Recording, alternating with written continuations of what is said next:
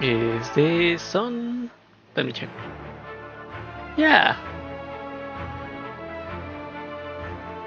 this is on. Hey, hello, hello. Hi, it is I, Equinox Eterna, with another stream. Oh shit. With another stream of Arknights. Act or Die. Love this event. It has been pretty fun, as far as I have read. So, first, before I do anything stupid, let's post it on Twitter.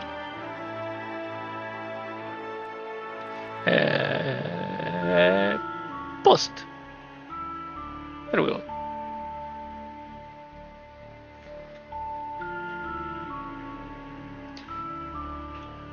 And yeah, it is an nice stream. What was it? Yesterday? Where did I stream? Last time? No, Saturday?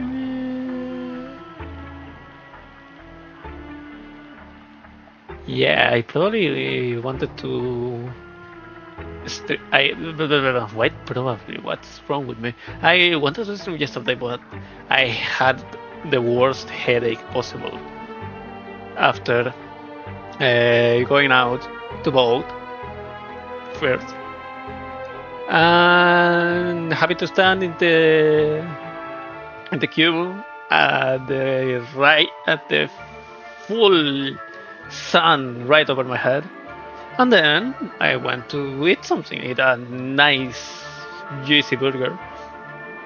But I had to wait under the sun. I think I did even more than in the voting queue. So yesterday was it literally burned out some of my brain cells. So even if I wanted to stream, the headache was too much for it.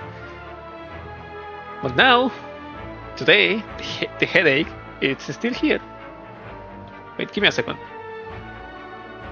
Can you?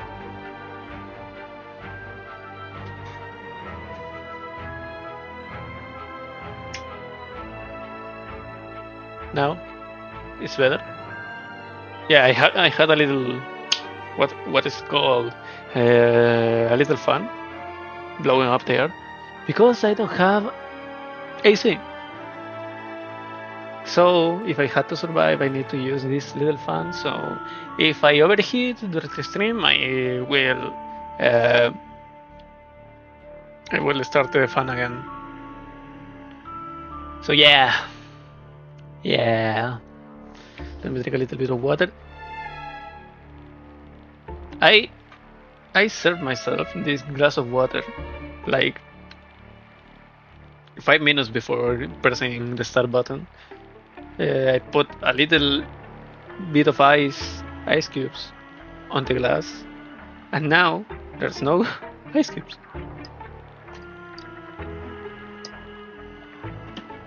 So let's get into it, shall we? Operation AD5. Promises of reunion. My favorite lead. You once left, but we shall be reunited once more. I kind of already predicted who is going to be the assassin, the murderer, and the motives of the and the motives for why is it doing is them doing everything, all of this. But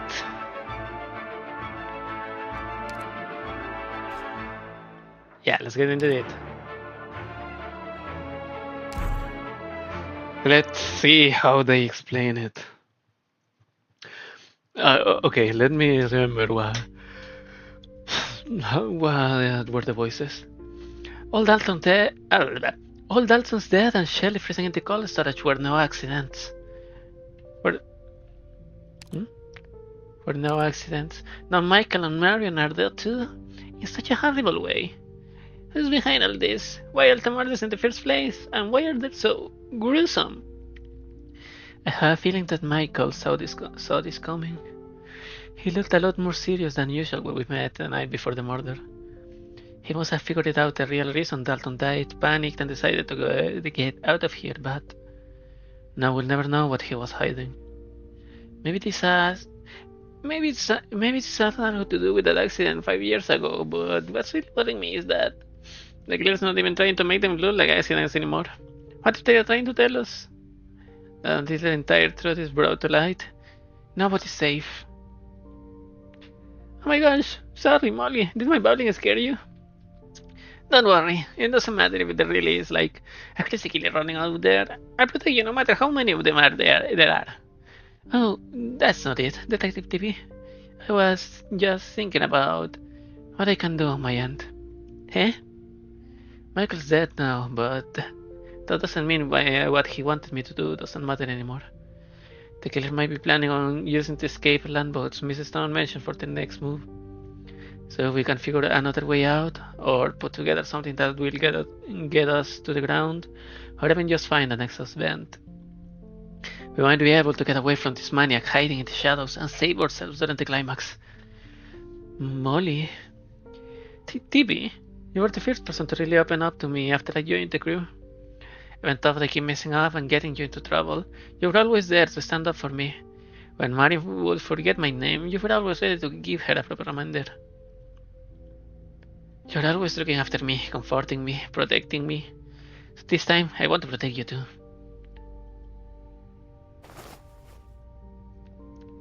I already know how this is going to be. Oh, I didn't notice. There's a little pink.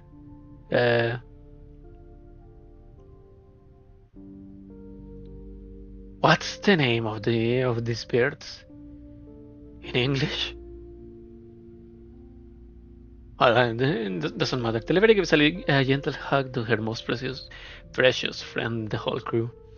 Once this is all over, we're totally gonna have a movie marathon at your place. 24 hours of non-stop screams paired with your favorite drinks and fried pinballs. I wanna see what the house you grew up in looks like, and met a sister you're always bragging about. Sure. Yep. I already know what's gonna happen.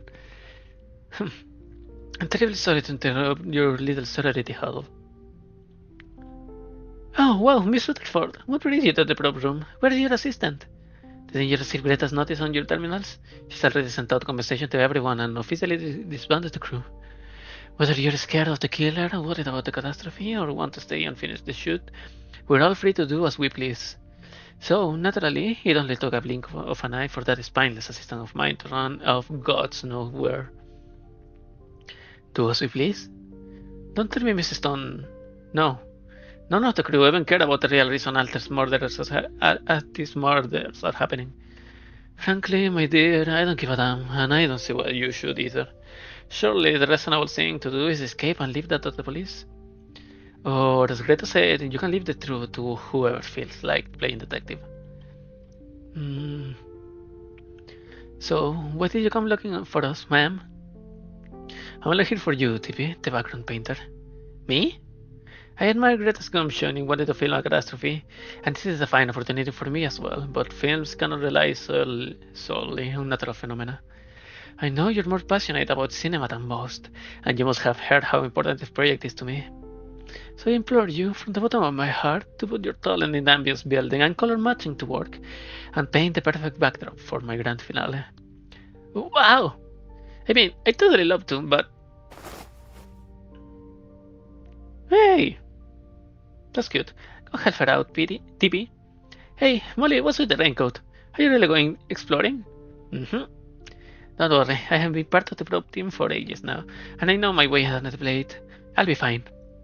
Remember what we were just talking about? This is something I need to do.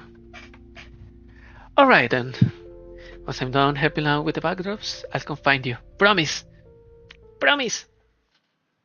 It's a little high-pitched TB's voice.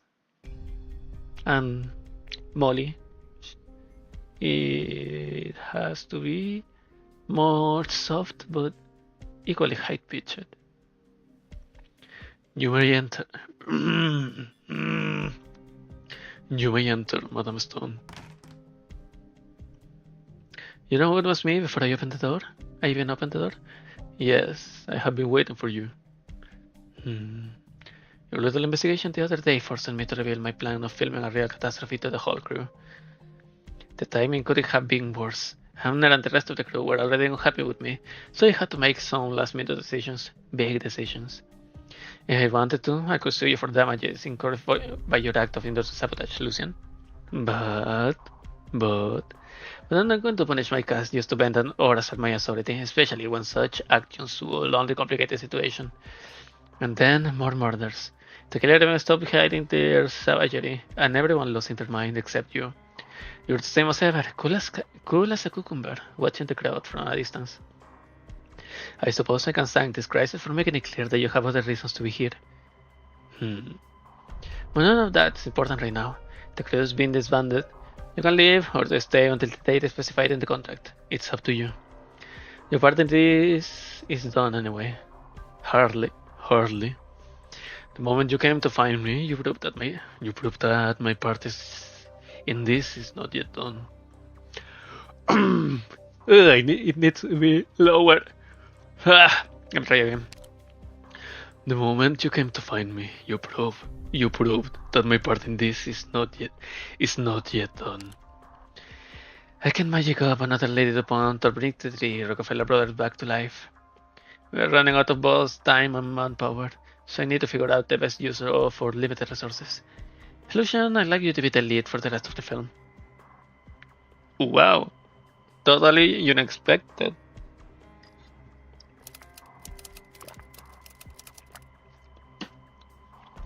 Well, at least the manslot is dead. That's a nice phrase to take out of context. In the middle of the night, the clackety-clack of typing echoes through the office. A despondent Perro curls up in front of his typewriter. He glances at his latest manuscript and starts a cigarette out on it. Ending. The DuPont needs to die in the ending. After she elopes with the second Rockefeller, they vanish from high society and live a poetic life out in the countryside. But Rockefeller's life of affluence has left too much of a mark on him. He eventually shames Lady DuPont for her empty family name and leaves her. In despair, she slits her own throat. Nah, that's as basic as fuck. It's like if the only thing that you have watched ever was cheap TV dramas and Shakespeare. No, I'm not comparing them, but if you mix the two, that's the kind of ending that you get. So no, too realistic, bro. No. And do they really have to be punished after leaving their extravagant lives behind? This takes place back when Colombia held wealth at its highest virtue. Yep. Back then. Yep. I'm just trying to recreate it and let the audience judge for themselves. The little cigarette burn grows, spreads, and swallows the whole paper up. Steven takes a deep breath and blows away the ashes. In the end, Lady DuPont chooses none of the Rockefellers. She had only wanted to escape her false destiny through marriage, but underestimated how toxic love can be. The brothers, unbeknownst to each other, each plot their own revenge, and Lady DuPont is killed by 3 different schemes at the same time. No, too low, bro. That could be a little bit. I mean, that could be interesting. You can make it like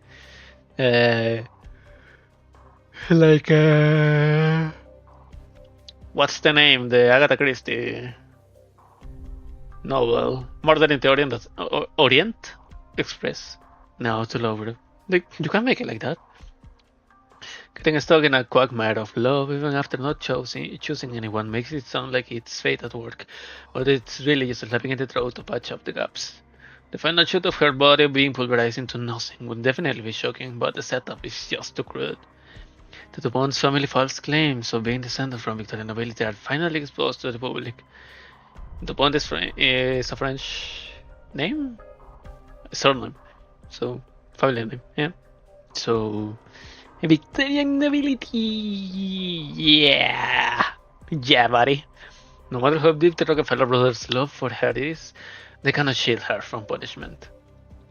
The only time in her life that Lady DuPont is treated as true nobility is when the real DuPont family demands the death penalty for her. It's too neat. I'll tie that with a bow to show off how deep and meaningful it is, but it lacks any of the madness or romance a film called The Date of Lady DuPont should have. Out of draft paper. Let me fetch some more from the filing cabinet. Make her run away with the messenger and fake her dead. Easy as that. Well, not exactly fake her dead, but maybe fake her dead and make all of the brothers saying that they kill her. Whoa! Stephen slips on a wad of paper he threw to the ground earlier, falling flat on his back. Only now does he notice that the entire office is filled with discarded drafts. There is nowhere left for him to stand. He lies down amidst his aborted ideas, covering his face with his hand as he yells in frustration. Get a cold-breaking grip, Stephen Quay! You've been messing with the ending for 2 whole months now. I don't even have a shitty half-baked scene to show for it. This is your baby. You wrote every damn line in this story. Don't tell me you don't even know what you want to write. If you need to suffer to make a classic, then it must be a goddamn masterpiece, right? You have got the time to pressure of the shooting, the shock of hearing about a filming at a catastrophe, the fear of some maniac going around to killing the crew, and you got it all, man. What more could you want? God of inspiration, my ass. That was just some stupid excuse to get Greta off of your back. You got him coming. You lost his fucking contact details. That's a nice monologue. That's the best monologue that has happened in this event so far. And that's a high bar to clear. Who's there? Oh, well, honestly, I don't care who you are, as long as you can help me figure it out this ending. Greta and Phantom, probably? Promises of reunion. Reunion? This place. Let me lead the way.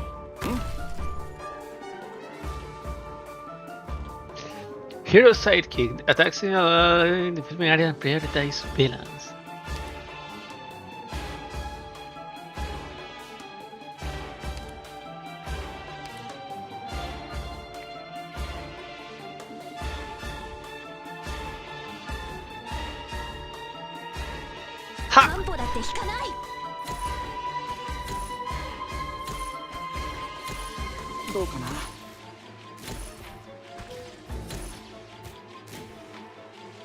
The visibility is pretty.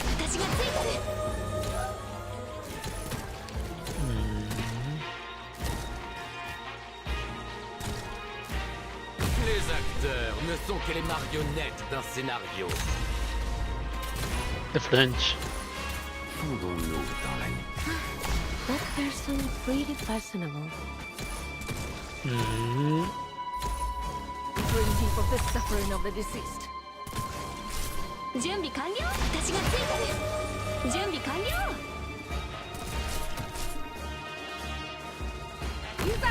Speed up! Wait, what? Oh, there's such a path. God damn it.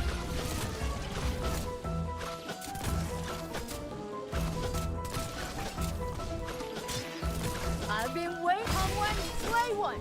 Come 1,000. Who died? Oh, because they. What the? Oh, okay. Ah, damn you. Les acteurs ne sont que les marionnettes d'un scénario.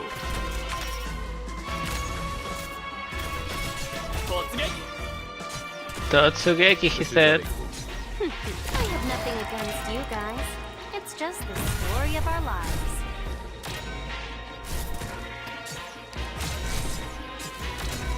Yay. My old methods still work. I'll take what you don't need. Boom. And goodbye. Oh, I revive. Fucking hell. Nope. Hey, Not on my watch. all you deserve. Need me? Not on my watch either. Entendez ma chanson. Come one, slay one. Come 1,000, slay all. Je suis avec vous. My name. Crown Slayer. There. Speed up! Les coupables seront punis. Я сражу монарха. Yep. Hit him again. Again. My old methods. Revive. You look kind of cute when you fly. And dead. Nice suit.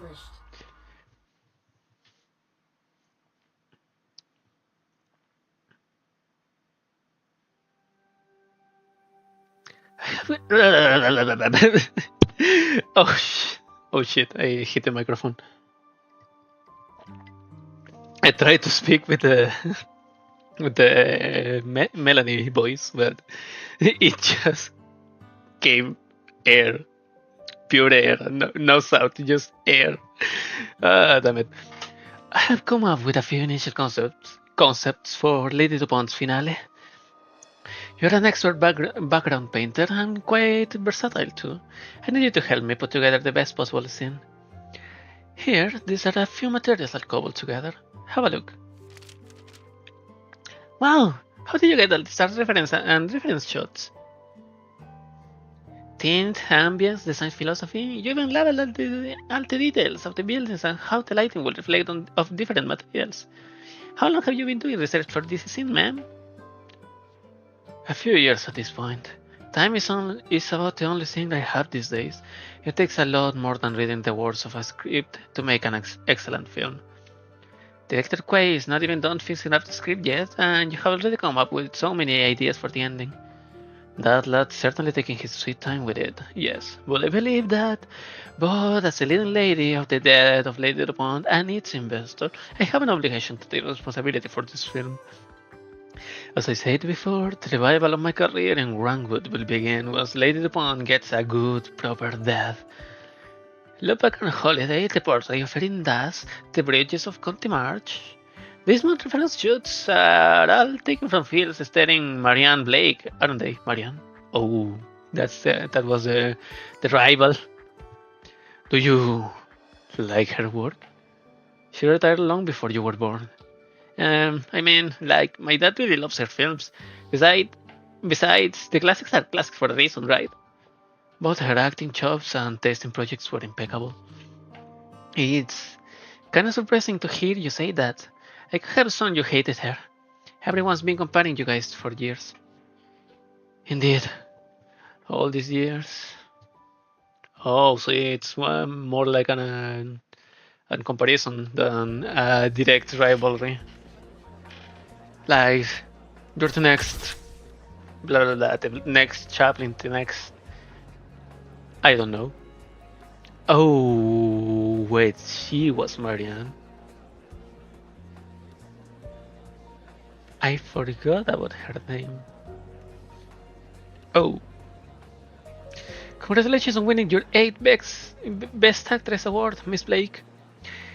Ever since you started your career, you have been at least nominated for an award practically every year. The industry sees you as an insurmountable mountain for fresh new talent to try and climb.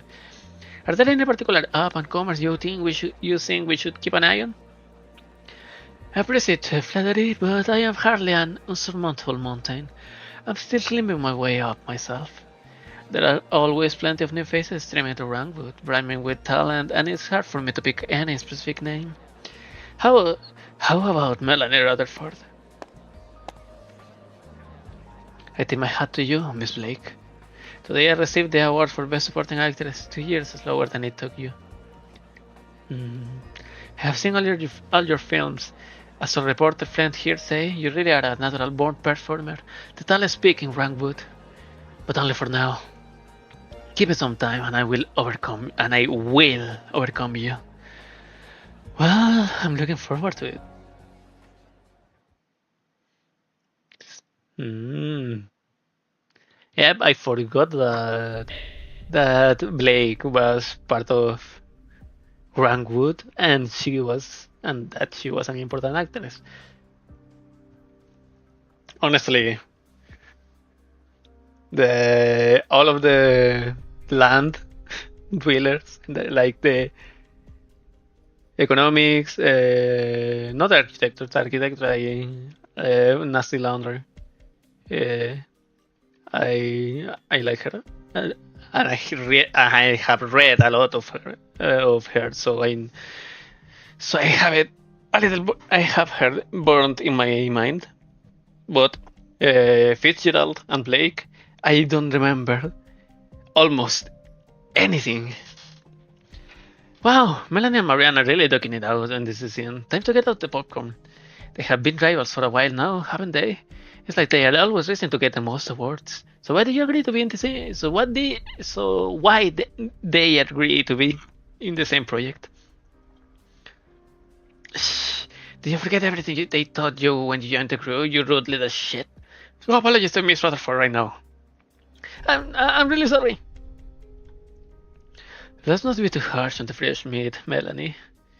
Our films are built on rules. You have been in the industry longer than I have, Miss Blake.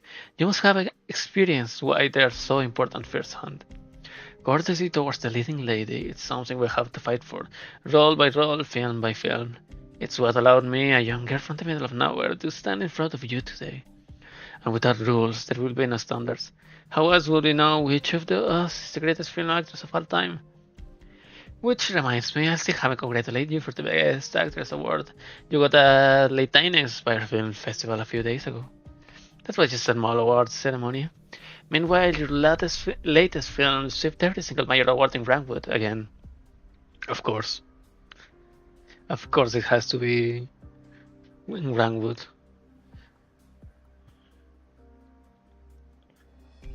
A self-cannibalizing bunch of posh idiots. Ah, I still haven't truly overcome you, Miss Blake. Miss Blake.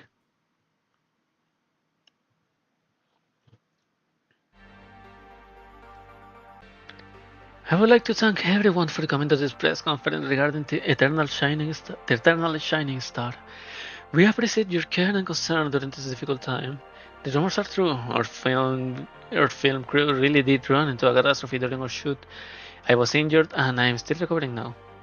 Thankfully, we didn't return empty-handed. We managed to hold onto some of our precious footage. But I believe this is heaven working on mysterious ways. It's trying to tell me that it's time for me to bid farewell to the silver screen.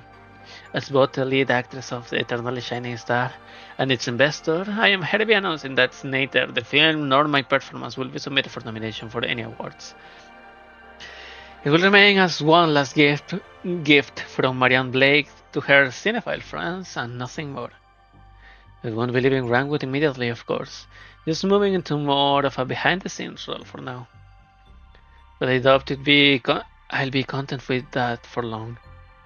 I'm always here to seek new opportunities to start a new chapter of my life as Yara Booker Wilson.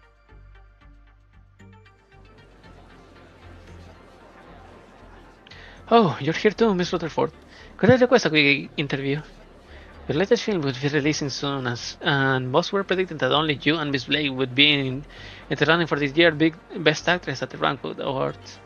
So, how do you feel about the announcement of her sudden retirement and the withdrawal of her new movie from the nominations? Does this mean I won?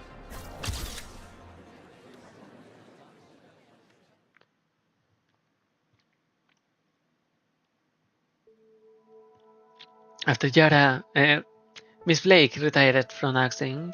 You got other roles as brand spokesman and lead actress, and even got invited to be in the judging panels for the big festivals. But not long after, you suddenly left it all behind because some personal reasons. And when you came back last time, nothing was the same anymore. Nothing was the same anymore. Her retirement gave me quite a shock, but I still believed I had won fairly through my own talent. I believed that I too, could become an insurmountable mountain and a legend of the silver screen, one that outshone even her.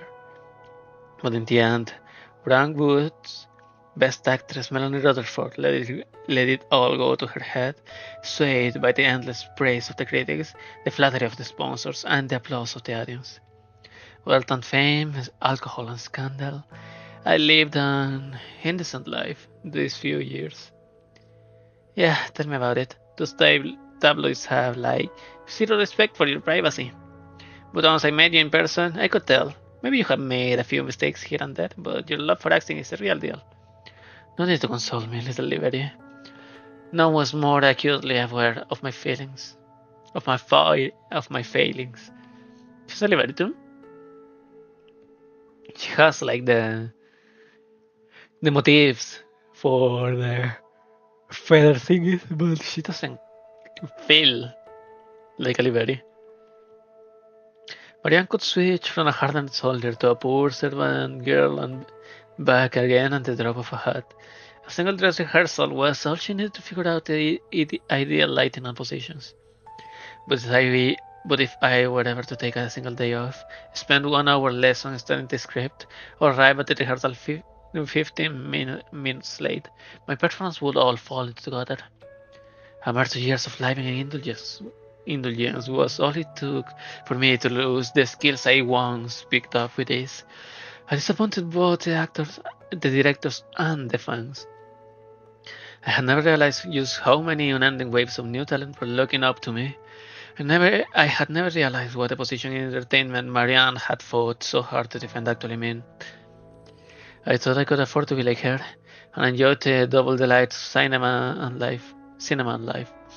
I thought there'd be no harm in having a little fun after all this chasing and competing. It was only then that I finally realized Marianne Blake was a truly infuriating genius, in every sense of the term.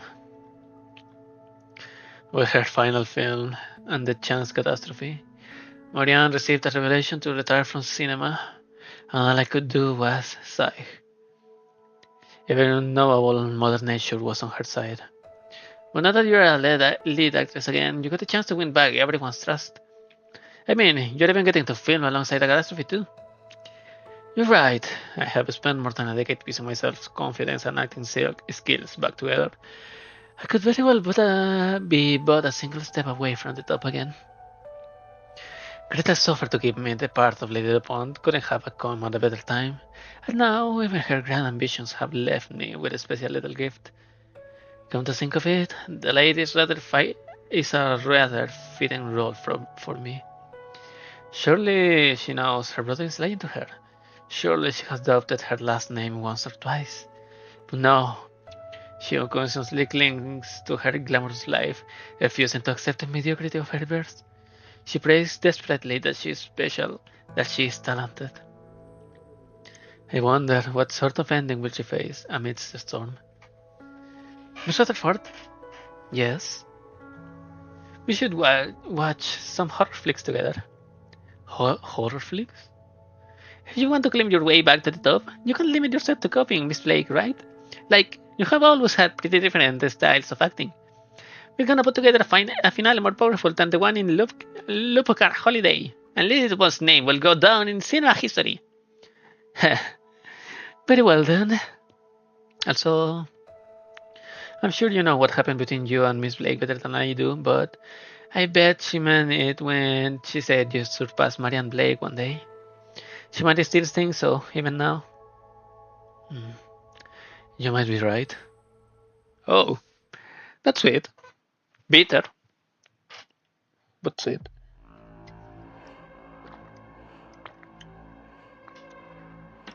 You, you are you real, or just a figment of my imagination? Am I really being visited by the god of inspiration? Don't tell me I have gone crazy from working on this script. Miss Christine? Oh no! You!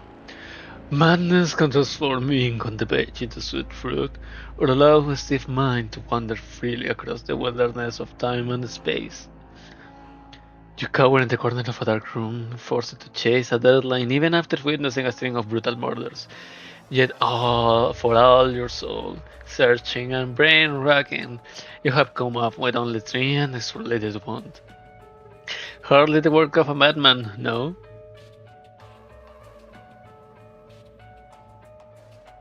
I promised Greta I'd have an ending that impress everyone by tonight. The only people left are those insane enough to risk their lives for cinema, and they are waiting for me. But they bet on the wrong man. The realm of art only accepts natural born geniuses, not some dry piece of crap slaving away at that typewriter. That's a harsh imposter syndrome kind of phrase. The death of Lady Dupont. You already have the most captivating ending for this story just from its title. While the shocking brilliance of her death will certainly fade after the film is copied reel after reel. But Rangwood, after all, is a factory hawking such fantasies all across Terra, is it not? You are a nation of liars, fooling even yourselves. Even the Colombian Dream was born from a promotional film for the Pioneer Project, after all. Just to be clear, I care for neither political metaphors and realities, only that you have deeply misunderstood this sense of performance. Drama can change lives, but it would never use such a mechanical way. But by setting that as Lady Dupont's ending, you show you still possess an intuition for drama. Intuition? No.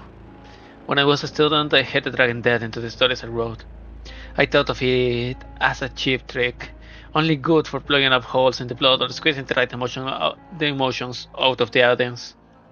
Actually, talented writers could give a film a proper climax without it. Then what changed now? A shocking memory? Or perhaps some phantom pain you cannot recall? I had the same problem 5 years ago when I was working with Greta on another project. She didn't mince words. She told me to back half of the script was too dull. An audience would be falling asleep. If I didn't change it, it would bomb out the box office. So I shut myself in my office just like I do now, pushing my mind to the brink of collapse but getting nothing out of it. And then Laura Fallon died. An opportunity straight from heaven. The perfect plot device. Just as Greta expected, the rest of the film was panned by critics. But the scene alone became an overnight sensation to the point that you started to see death as more than a cheap trick, rather as the most sincere form of expression, brimming with artistry. Yeah. Seeing how you had the sudden realization, all that has happened on display should provide you with nourishment. A death while shooting, a deadly hallucination, bodies hanging from beams. With all this to inspire you, why not write them into your story and let the same drama be performed, both on and off the screen? Because they are still not good enough. Then what about turning away from those who have already exhausted their possibilities? What do you mean? Who else in your story can ignite a spark in Lady Dupont's bosom? Who is distant enough from all the grudges and resentments, yet still able to bring about the most drama, as well as the best of performances? The messenger. It's the messenger who brought the bad news. It's the very trigger for Lady Dupont's new fate. Vengeance or repentance. Lady Dupont has a new choice to make, and at the same time, the messenger must contend with the consequences of intervening in another destiny. This is it. This is the ending I wanted. Lucian. Yes. I will have Lucian be the start of the final scene.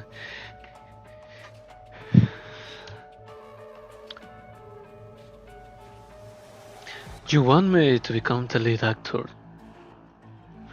That's right. I can't say I understand you, but I have a feeling that even if I hadn't approached you, you would have come to me anyway.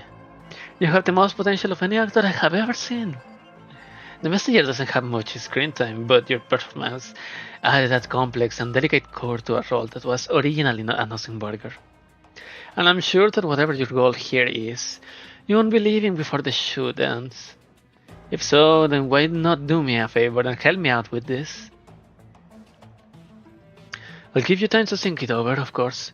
So far, it's just a thought I had, and I haven't spoken to Steven about it yet. He promised me the finished script by tonight, and honestly, I'm not optimistic. If only that god of his knocked on his door. Ah. You got a blood diamond on your hands, Steven. You better polish it the best that you can.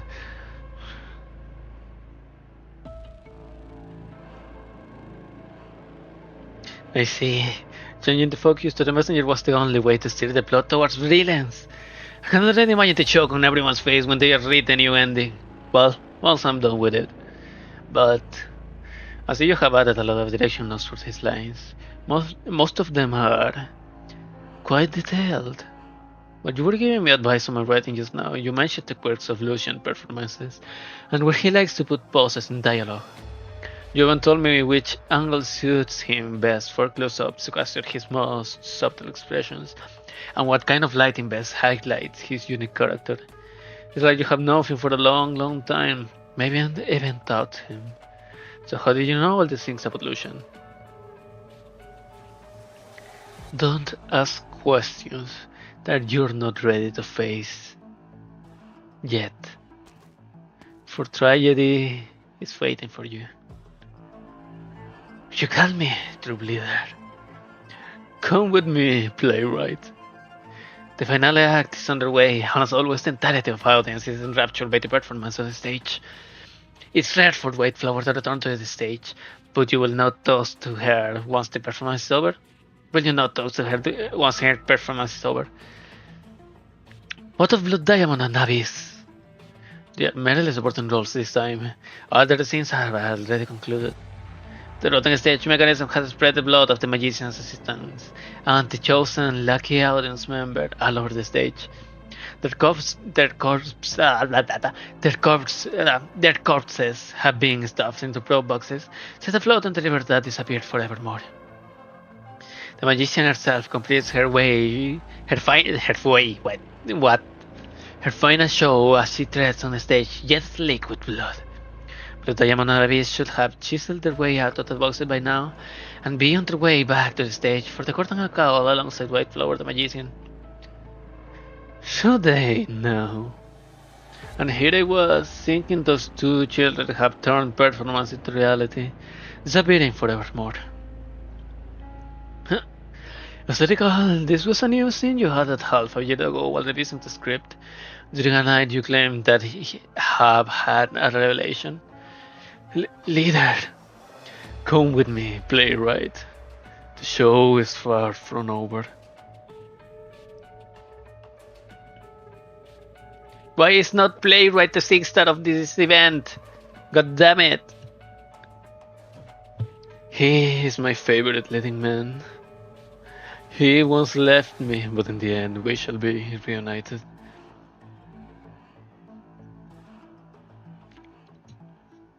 Hardly a challenge. I barely broke a sweat. Pat.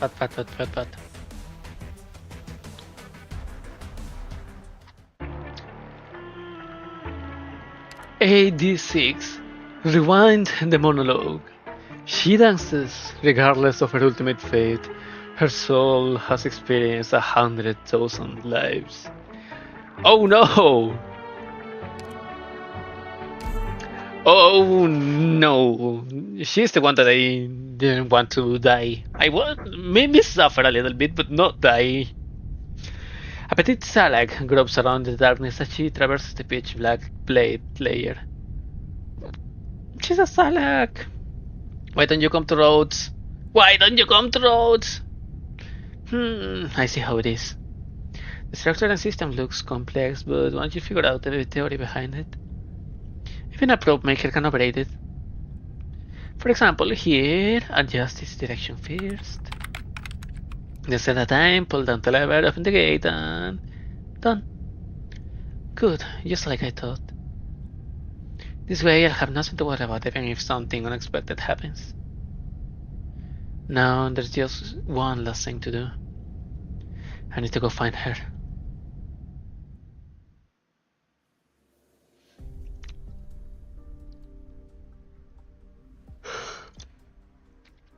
I'm sure you have reservations, Lucian. The plate's in a crisis and everybody's in danger. I wouldn't trust a cold-hearted producer who's demanding the shoot go on either. We do not need to trust each other. You're not wrong. In my 20 years in Brandwood, I have never trusted a single person I have worked with. I trust only my own judgment. I invited Melanie right when she most needed an opportunity. I saw right away at that auction that you were an acting genius. And I was sure Abner would join the crew, even though he hates my guts. I even still believe that Laura's death 5 years ago was the only way to save that movie.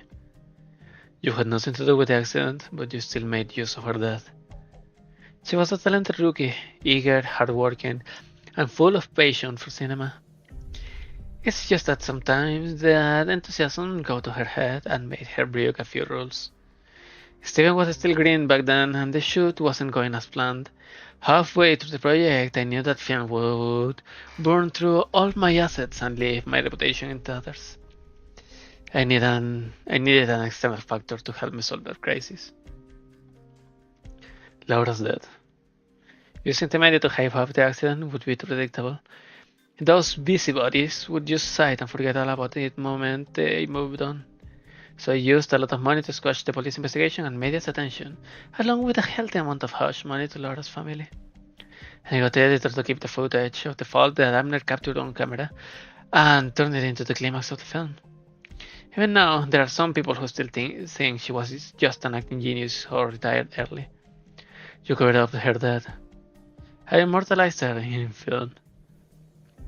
Someone will eventually notice what you did. Every year, on the day of her sacrifice, I go visit her. 5 years, and I'm the only one who brings flowers to her grave. Do you not feel guilt? I'm certain to blame for it, but now's not the time for repentance. Right now, there's only one thing on my mind: finishing this film. Once the death of Lady DuPont is screening, the murders on set are bound to get the media's attention. I'll take that chance to officially release the truth behind Laura's death. When that time comes, there will be a lot more people grieving for her, and that's when I'll bear the blame. I hope you realize that I didn't confess all that to you on a whim. You want to use the truth to make a deal. Stop staring at my eyes. When I first met you, I thought it was fate throwing me a bone and dropping a big present on my lap before shooting started. But it was your behavior after you joined the crew that proved to me you are no ordinary man. Dalton died right in front of you, but you kept your cool. You even looked forward to future filming. After you discovered my plans to film a catastrophe, you took the perfect opportunity to leak those plans to the camera assistant most likely to spill them. And now with the crew officially dismissed, almost everyone's feeling desperate, except you. You were waiting in your room for me to visit, as if you are no stranger to sudden death and tragedy. Who are you exactly, and why did you agree to join my film crew? I was enticed by your script, nothing more and nothing less. Sure, the way things are now, interrogating you about your history isn't going to help my shoot, but I was hoping you would repay my honesty in kind. I still believe in my vision, Lucian. No matter what I find out about you, no matter how suspicious, I will never withdraw my invitation for you to be my male lead. But if you really can explain why you are here, if you got your sights on something way over my head. If you think Laura's dead and everything it's caused, 5 years down the line are the real story being filmed or displayed, and you're here for that, then I, Greta Stone, would like to invite you again. Please be your next living man, Lucian. Lucian. If that is your wish, then it is mine as well, Madame Stone. Oh ho! Greta sent out compensation to everyone and officially disbanded the crew. Whether you are scared of the killer, worried about the catastrophe, or want to stay and finish the shoot, we're all free to do as we please. Finish the shoot? Greta's still thinking about her movie right now. She must have noticed the connection between the murders of the crew and the one 5 years ago. So she's doing it on purpose. Frankly, my dear, I don't give a damn, and I don't see why you should either. Or, as Greta said, you can leave the truth to whoever feels like being a detective. The truth? The cast and crew both mercilessly bullying newcomers. The producer even missed yet a tragic and fatal fall into a scene that straddles the line between truth and lie. If you will not repent for what happened 5 years ago, nor make your deeds known to the public. Do you believe yourself innocent, Greta? Have you forgotten how you edited Laura into your film? Also, she could die over and over again with every showing. You must pay the price.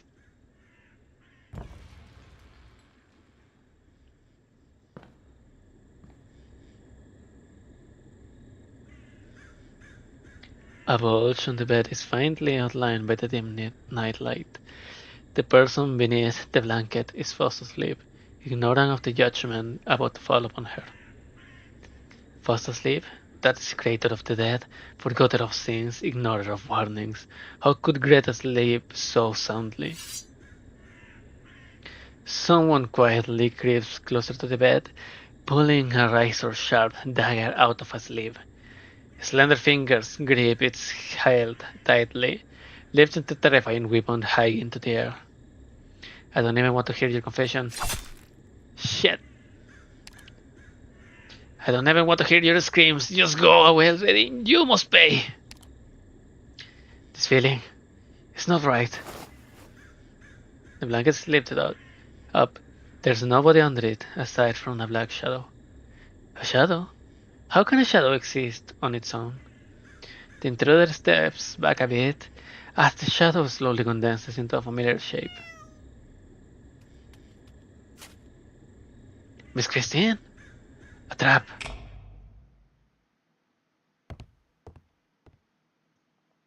So we finally met.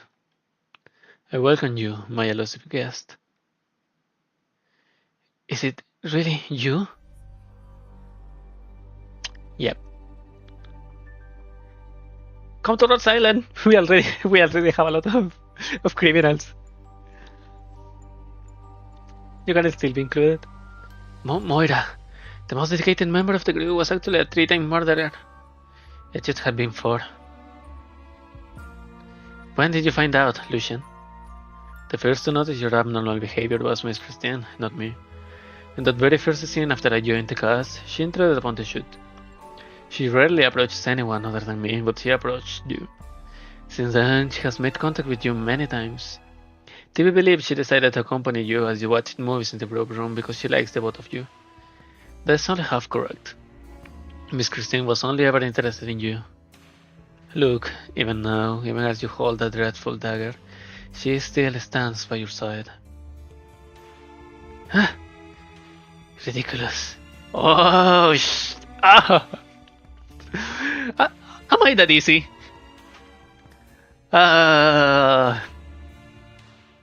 Come to Rhodes Island, please. Don't tell me that you only reason to suspect me, just because this mysterious creature is fond of me. Or maybe she only does what you tell her to. She's your pet after all. Moira looks into Miss Christine's deep blue eyes. The very next moment, she no longer has conscious control over herself. Joy, sorrow, anger, all sorts of emotions roll through her heart before finally settling into a blank void, one that terrifies anyone looking upon it. You continue to misunderstand her. As I have explained before, none may interfere with her intentions and actions. I did not merely mean that she is free-spirited by nature, but rather, nobody has the ability to interfere with her. It is she who possesses the ability to influence others. The mysterious black creature nonchalantly licks her paws. Moira finds it difficult to reconcile that Miss Christine she sees now with enormous pressure she felt earlier. Miss Christine is extremely sensitive to emotions. No carefully buried pain or flicker of malice escapes her notice. Over countless years, she has wandered across all of Terra, tasting the entire spectrum of feeling. Rather than any particular flavor, she prefers a blend. And her judgment is derived from instinct rather than logic. It does not err. Solving a murder without even discovering a motive. Should I congratulate you? Why do I like her so much? That smile. That goddamn smile. I can fix her. I can't fix her. She can't fix me. She can rip into my guts and fix me from the inside. Vengeance. For who? For that ghost entangled in the minds of the majority of the crew. Madame Stone, the one who stands before you now, is a relative of that rookie actress Laura, who fell to her death 5 years ago. One who loved her dearly, her little sister.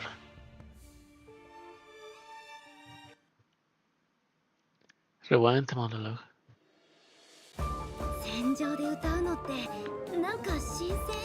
Come on, yeah.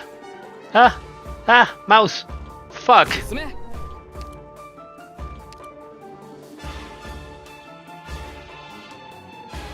Nope. It's not gonna matter, so... hang on... to the street. You will feel my blade.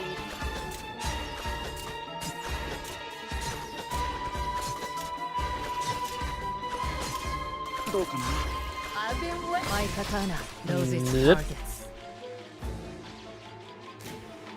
So, who now? Andrana? For now.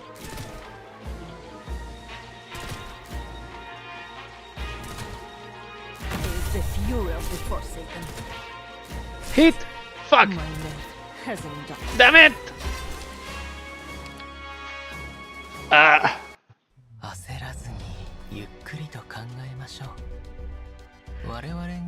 They have...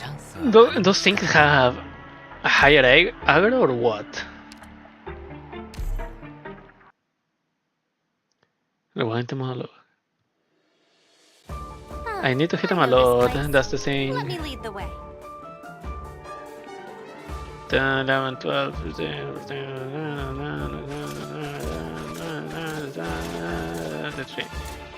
You will feel my blade.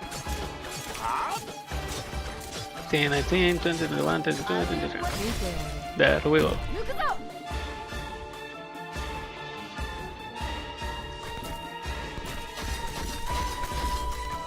There we go. Here's a good spot.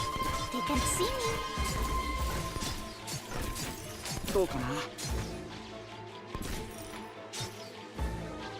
We'll be unaware for now.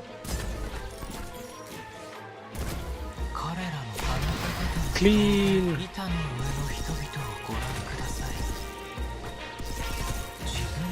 Nimble mannequin cannot be blocked. Damage your units along its path stops and gains 60% fragile when it enters the flaming area. What the hell? Anyways. Oh, it has a lot of HP. No, no, no, no, no, no, no, no, no, no, no, no, no, no, no, no, no, no, no, I don't like it.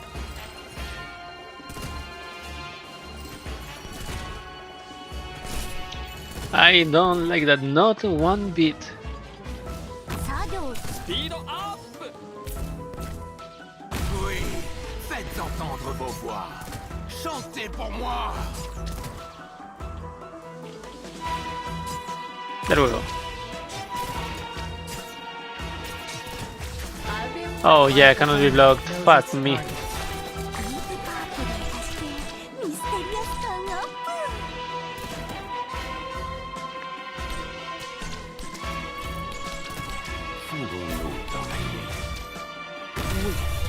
Those will be your last words. Trial. Okay. Okay. I understand now.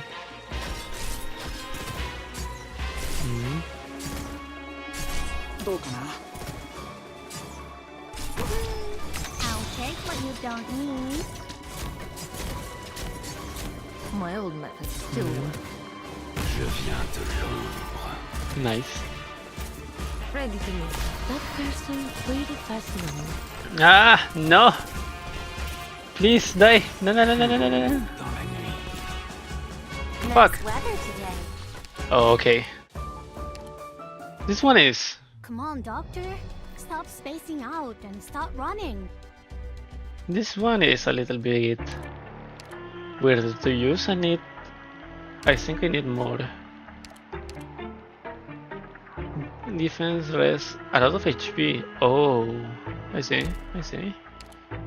A huge lot of HP. So Sora is probably not gonna help me.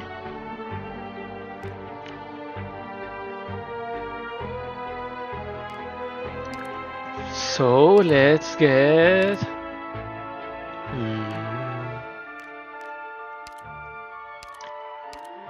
Astien. 皆さん、こんにちは。 She got an alternate 100, so let's see how she behaves here. 私の後に続いてください。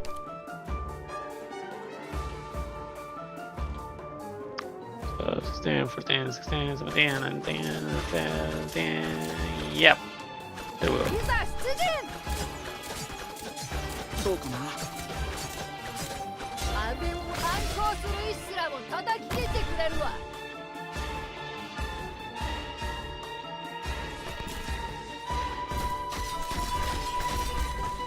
Mouse. Mouse is failing me again. If we can take him down, this. ちゃちゃっと書き終わるよ。 Nice. 彼らの未来。科学の力を見せてあげちゃおう。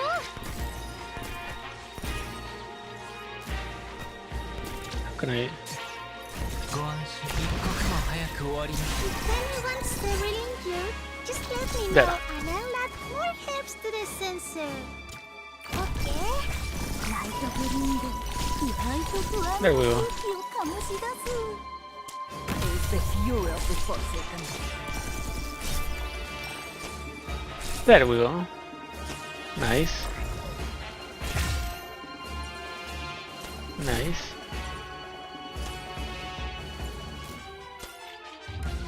Nice weather today. And here.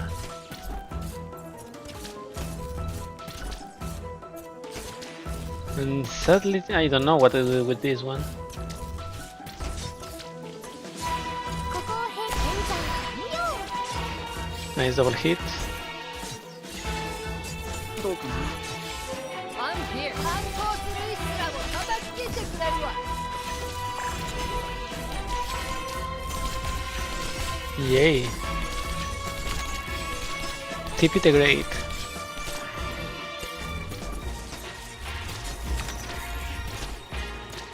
Damn. ライトブリング、 Nice. 不安な空気を醸し出す。ここを平均 Double hit. 現在完了。 Oh shit, who died? Agro Slayer, why? Where was she? Story of our lives. Les acteurs ne sont que les marionnettes. Amazing. Mission accomplished.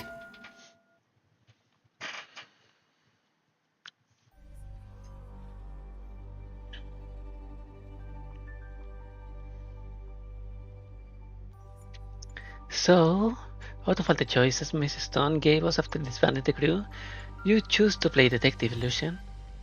No need to bluff. I know you're not afraid of me exposing you. If it would let more people know the truth behind Laura's death and the conduct of the field crew, you would have gladly exposed yourself, give it the right opportunity. But not right now. It's over, Moira. You hid yourself well. A simple identity and an innocent facade were facade. Facade? Facade? I still don't know how to pronounce this one. Facade? Facade were the ideal cover for you. During nearly all of the murders, you were with Tippy. That painter trusts you deeply and was always happy to provide you an alibi. An alibi, even as you left your meetings partway through. Looking back, every accident has involved you in some way. Dalton's death was caused by a prop knife being switched, which led to the former prop master being dismissed. You, naturally, took over his work, which afforded you even greater opportunities for crime. As for the second accident, when Shelley Wells walked into the cold storage, no, she had intended to kill her before that, but failed. Do you remember how Shelley had hallucination and interrupted the shoot, Madame Stone? While she was rooted in place, unable to move, a heavy container fell from above. You saved her. Moira single-handedly held onto the rope, preventing the two of you from being harmed. But it was not out of the kindness of her heart. At the time, everyone was focused on Shelley's antics. Very few people noticed the dangling container, let alone rushed to the other end of the rope. Right, only the one who tampered with the rope in the first place could have reacted that quickly. The failed attempt revealed to all that Shelley suffered. The failed attempt revealed to all that Shelley suffered from hallucinations, which you took advantage of. I knew her deepest nightmares. She mistook me for my sister Laura and babbled all her sinful secrets to me. But even to the very end, she never repented. Instead, she began to blame Laura for crossing the line. She had to die. As for Marion and Michael only ever treated me as an innocent little errand girl. He never figured it out I was after his life, even entrusting me with the important matter of sticking out of the plate. And Marion, she never felt the slightest guilt for what happened 5 years ago. She had to die. Escape? Nobody can escape. Do you know just how much suffering and malice my sister had to endure? Yet all she ever talked about was how much experience she was getting and how happy she was to be part of the cast. Whenever I was worried I wouldn't make it as a prop maker, whenever I silently shed tears as the crew ostracized me, she would use herself as an example to comfort me, to encourage me. But it was only after she died that I learned what experience you gave her really was. How dare you look at me like that, Greta? Are you doubting what I just said? Surely you haven't forgotten how you bribed that police anti-median to suppress the news of Laura's death. You haven't turned the accident into a mockery of the truth in a movie. How could she possibly rest in peace after that? No, Moira. Madame Stone has not forgotten her deeds. Rather, she's doubting your identity. My identity? A prop maker, an unremarkable Salak, an avenger of crimes unanswered. Laura had no younger sister. She was never a part of your life. What are you saying? What kind of interrogation is this? 5 years ago, after the accident, I gave Laura's family compensation. I even hired people to score her entire family history under circumstances. Also, I could guarantee that none of them would leak the truth, not even her most distant relatives. After Lucian told me the truth he had deduced, I was still in disbelief, so I pulled out a list of Laura's family members and checked it again. I regret to inform you, there was no Moira on that list. You're lying! I can explain everything that has happened to you, but you will need time to accept it. So put down the dagger, Moira. It should not be yours. Put it down? It's far too late for that.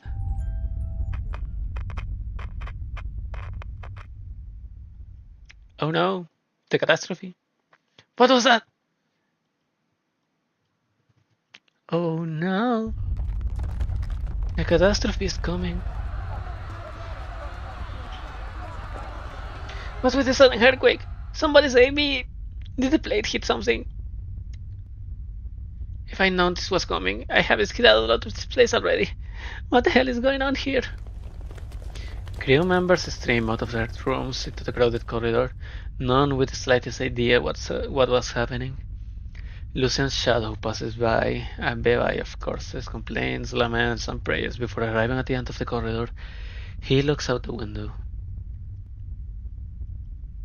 Hey, guys, doesn't it feel like the plate is speeding up?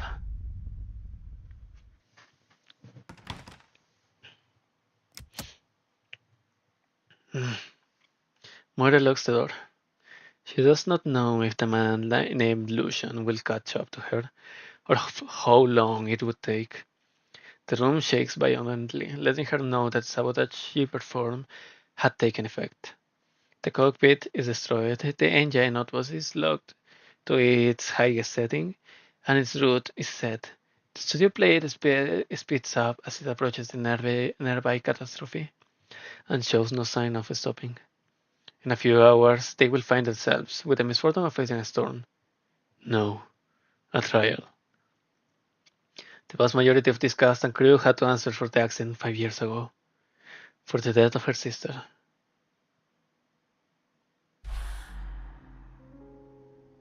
Laura had no younger sister. She was never a part of your life.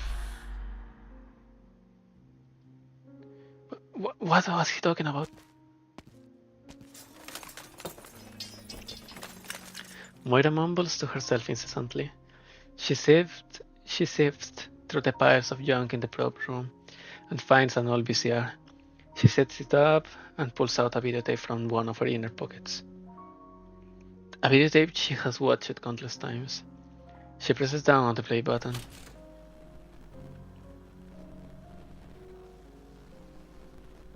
The smile of a young woman appears on the screen. Laura, my sister, you're real. Tell me you're real. I know whenever you laughed, there was a dimple on in only your left cheek.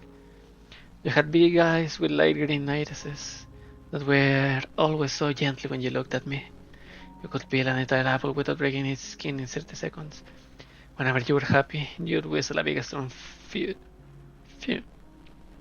You'd use arts to make small ice crystals to use as hair clips. You told me about your life in Rankwood, how your very first role got edited down to only 3 seconds of screen time in the final cut. You told me about how much you struggled just to get a few more scenes, while a few assholes talk about you behind your back. Most of the crew still looked after you. You told me how, even though you came from a small town where you couldn't even buy a VCR, even though you had to learn a lot of things from scratch, even though the opportunities that are easy for others to get are far out of reach for us, we still shouldn't be discouraged. You never mentioned how much bullying you had to suffer through, how much pain you endured. You would go on and on about how beautiful the sunrise in Brankwood was, looking towards the future with such firm eyes.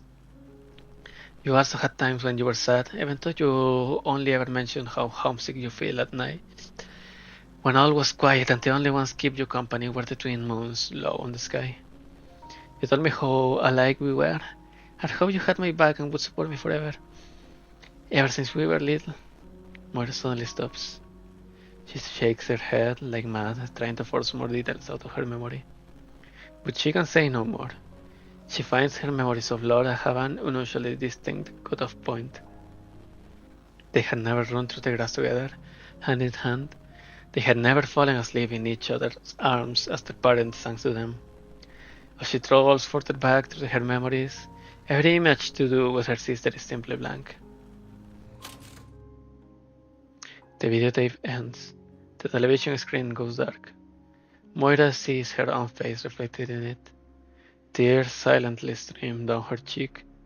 You were never a part of Laura's life. Laura was never a part of yours. But what if that's really true? Then what do you even have left, Moira? Who are you?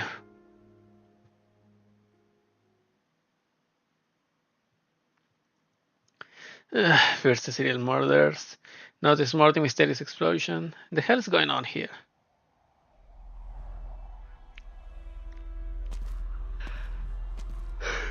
Why is the wind so strong? Oh right, according to the schedule, today's the day we're filming the catastrophe. Hotting stands in the street of the exterior set. Thanks to the nearby storm, the once colorful background's wall are covered in a layer of dust. She never expected to experience so many twists and turns after joining the film crew. She only ever thought about making movies. As for actually being in one, she can't stand the idea of it. That's the catastrophe Mrs. Stone wanted to film. Earlier, the catastrophe everyone was making such a fuss about had simply been a faint grey dots out in the wastes. Now it has condensed into a storm that blots out the sky, a storm that refuses to allow onlookers to tear their gazes away from it. Small-scale spirals of wind form from originating dust circle around the plate, visible to the naked eye. I gotta say, it really is a spectacular sight. If you saw a scene like this in a movie theater, please, Terra bless us. I have had such bad luck. Please just let us finish filming safely. No, who cares about the shoot? A safe return to Central Rockwood is good enough for me, please. The blade responds to hot and prayer with a even more unusual than earlier sound shaking. What? What the Hitchcock was that? Ah! Houghton has wondered many times before if she were actually in the middle of a catastrophe, what would she hear? The howling of the wind, the roaring of explosions, the shrieking of the panicked crowd. Turns out it's none of those. It is the sound of walls and metal structures being squashed as flat as an empty can, one after the other. It is a sound that instills extreme terror in oh so fragile humans who begin to worry their organs, bones, and blood vessels will suffer a similar fate.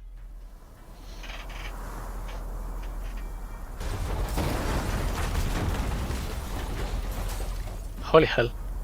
The turbulent sky leaks against the edge of the plate, tearing sets that once started in classic movies to shreds with the wind before flinging them out onto the wasteland.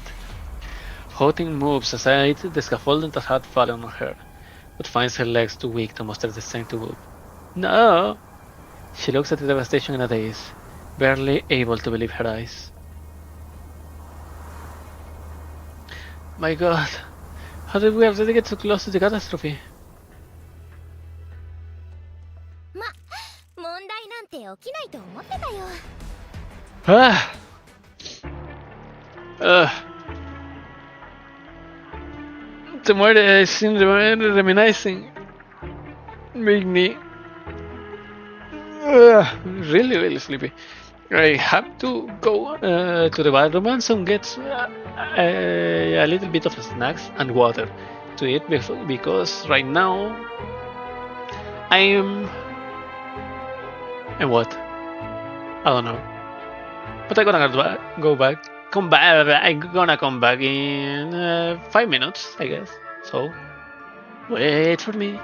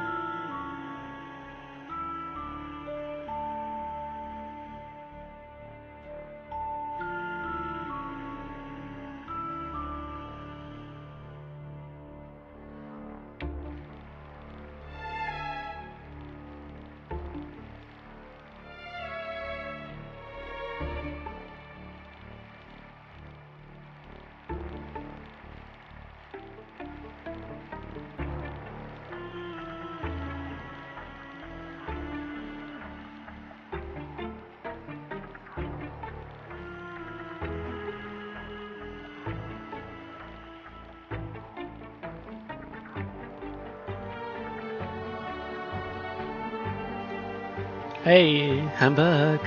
Hello, hello. Keep you waiting, huh? No. Okay. Operation AD7. Blood Diamond Song. I cannot hold back any longer.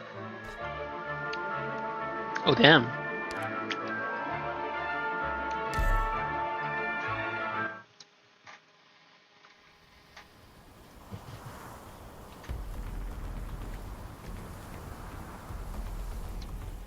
Well, I have my uh, pure chocolate protein bar. So, it's nice. It's really nice. No sugar, also. So, it's really great. What the? This is Greta's plan for the shoot. The Reginium storms right on our faces. Where are we? Some sort. What the fuck? I hate this so much. I hate this so much. I god damn it. Damn. Fucking everything. Scheiße.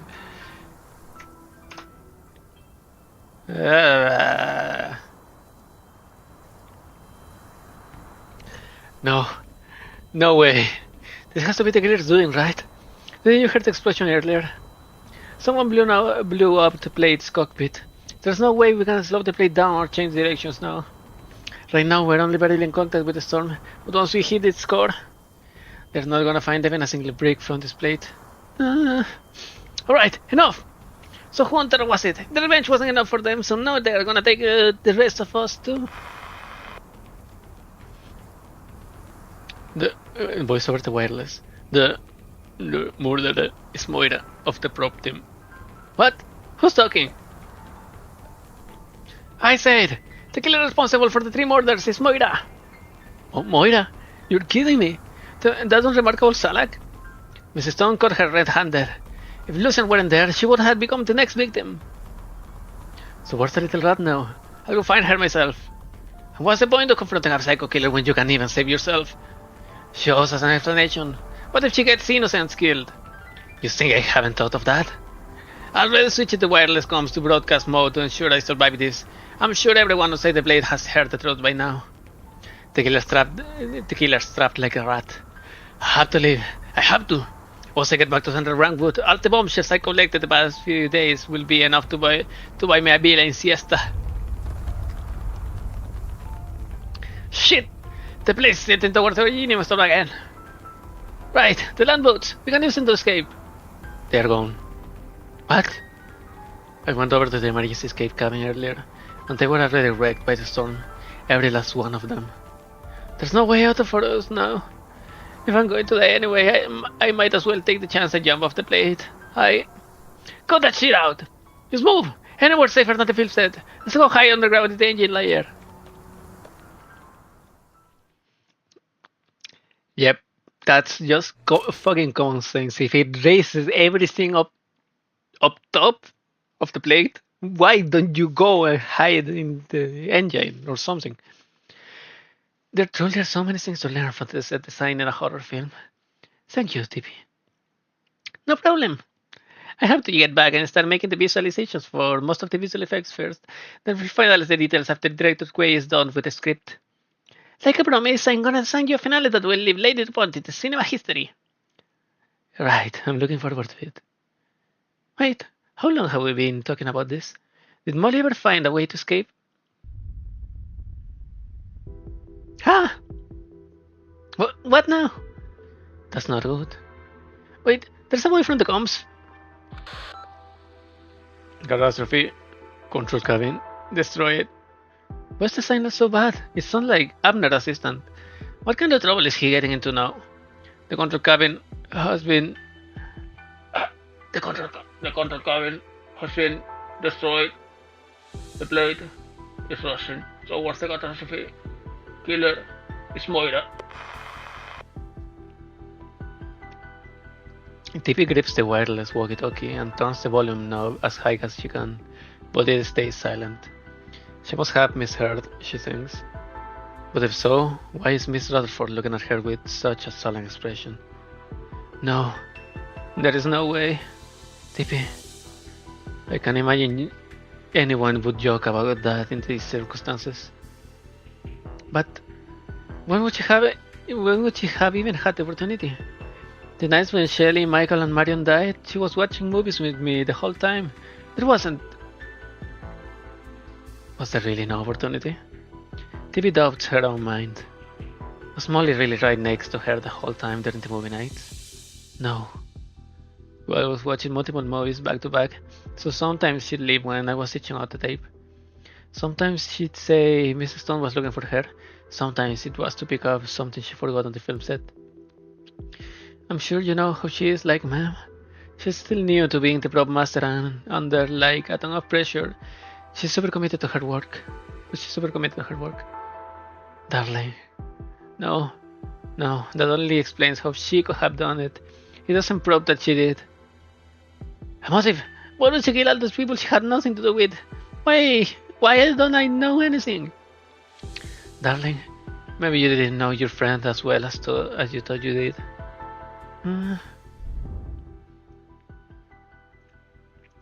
Let's just focus on the movie.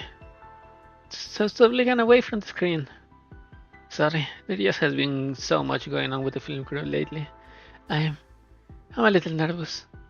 Don't worry, I'm here for you, girl. No matter who I am, one thing's for sure. I'm your best friend on this crew. Or maybe she never even thought of me as a friend. Maybe she was just using me. The Libera's girl head sinks. She speaks no more. Melanie hugs the little Libera in front of her. The girl who was consoling her just a few hours ago is now crying on her shoulder. Melanie pats her back. She asks no questions, nor does she say anything about the price of growing up. She only hugs her. Let's just leave this place first, Tippy. The convoluted structure here will only put us in danger if the plate gets too close to the catastrophe core. We will be safer underground. Thought that too may be futile if the plate doesn't change direction. Underground. Over Melanie's shoulder, Tippy spots some of the material they salvaged from the horror film earlier. Underground. The word circles around her brain. Wait, I got it! What? You recovered your piv already? No, I figured out how to change the plate's trajectory. There was once a crew that snuck into another Rankwood plate to film secretly to save on rental costs, and they ended up with a super cool scary movie. I rewatched it recently, but that plate and the one we are standing on both came from the same batch made by Rankwood. So basically, the specs should be pretty much the same. If my hunch is right, there should be another control cabin at the bottom of the engine layer. What are the odds of making it there? To be honest, no idea. But never tell me the odds. I gotta try. There's no point mulling over something I can answer on my own. Only when we are out of this crisis will I be able to get the truth from her.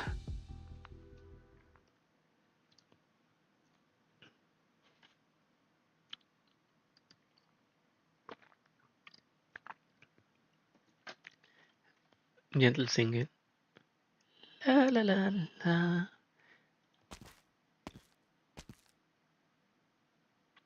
So this is where you were, Lucian. That was my sister's favorite song. On breaks between shooting, she'd often look to the sky and hum the tune. I thought you already woken up. I did. Thanks to you. You showed me the truth I was blind to. How cruel they truly were. Then what are you doing now? A rumbling comes from beneath their feet. The Rankwood plate rushes towards the catastrophe as the crew panics. No one would ever think to enter the prop room now, when they should be escaping. But it is at this very moment that the prop master gets to work. She goes around the room, fiddling with one mannequin after another, dressing them in clothes, correcting their postures. Her earnest focus is fully on them. I only just remember how I recognized it, Laura. You will allow me, I guess. You met someone. Yes, a very gentle feline.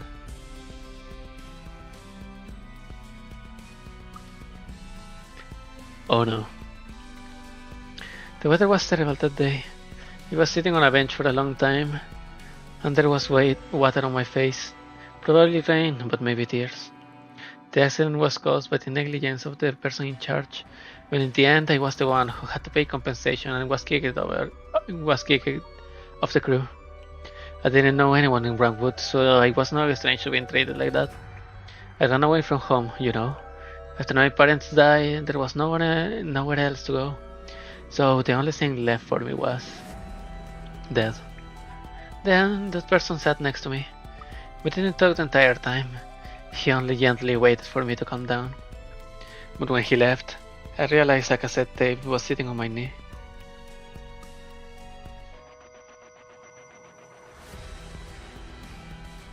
That man brought Laura into my life at a time where there was only darkness.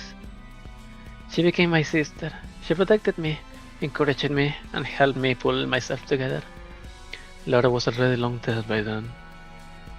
Her background, experiences, and even appearance all resembled yours.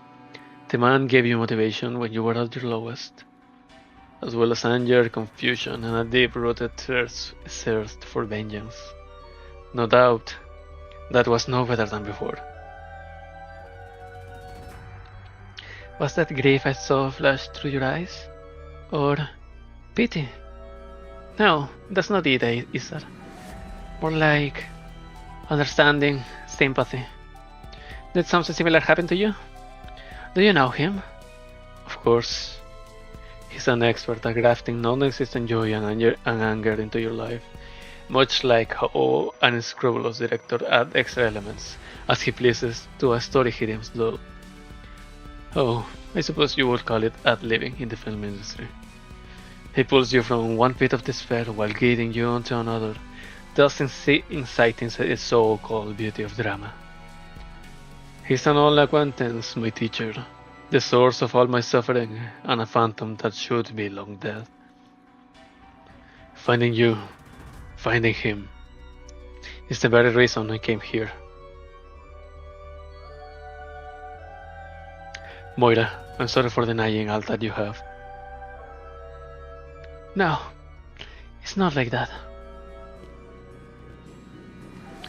Moira finishes arranging her last mannequin and returns to the center of the prop room. She does a curtsy in Lucian's direction and lightly taps her fingertips. Lucian then realizes something has changed and looks over to see that every mannequin has come alive.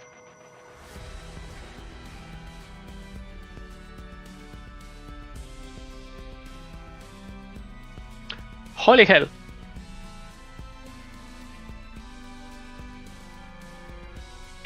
Please bite my neck, rip apart my throat. Those mannequins have cute ears too. Okay, I don't think you have denied me. In my worst hour, Laura appeared by my side and has accompanied me for a long time now. She's my sister, as I am hers. I don't regret avenging her. I don't regret shouldering all these sins. I will also be the last person in this land to remember her. I cry, I laugh, I rage, I doubt, I hate, I grieve, I yearn. And thus I have them, these intense feelings I would never have had otherwise. I am alive. The mannequins begin to move. Lucian recognized who they were modeled after. The deceased Dalton, Shelley, Michael, Marion, and also Moira herself. Moira stretches out her hand and holds her mannequin hands, one by one as they move past her. No music except the trembling ground accompanies their movements, but the tiny Salak prop master seems to have become the most passionate dancer on the land as she embraces her myriad. Strange, yet elegant. I should be thanking you, Lucian. You helped me realize it. When there was nothing left of Moira anymore, I felt as if I become a mirror, and that I could become anyone. Wake up. Satisfaction born from despair is nothing but poison. I have never been more awake in my entire life. Would you also become my dance partner? Just like them. As Moira finishes speaking, her dance partners throw themselves at Lucian.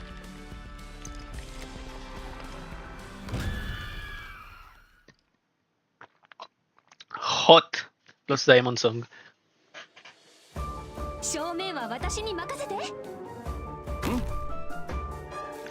Come on, come on, Unhappy Cameraman finds film which can be destroyed with 6 attacks, slows down when inside the filming area. What?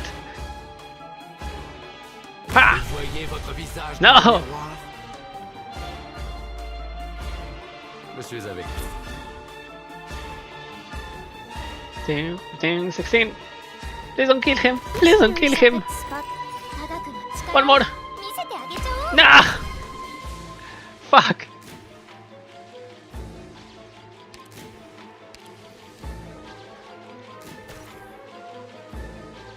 Wait. What the fuck? Hate. It's all you deserve. No fucking way. No! You remember to stand inside the smoke ball? No! 半歩だって引かない。 My neck has an adult. What the hell? Vous voyez votre visage dans le miroir.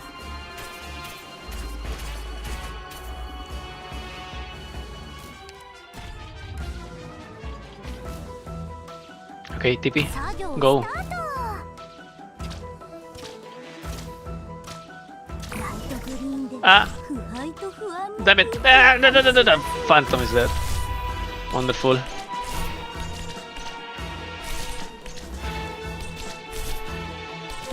準備完了。懺悔しなさい。 Yay. No, TP is dead.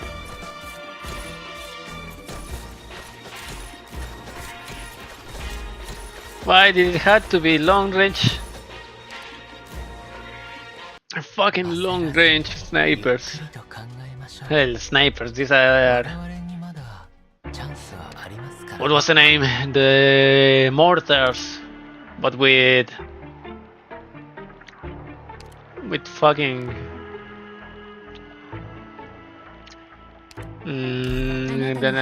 nervous impairment. Fuck them. Fuck them all.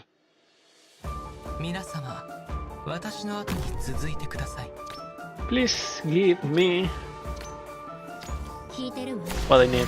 思うがままに。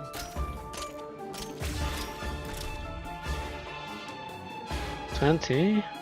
Perfect. ¿Tienes a Chaincaster or a... I don't know.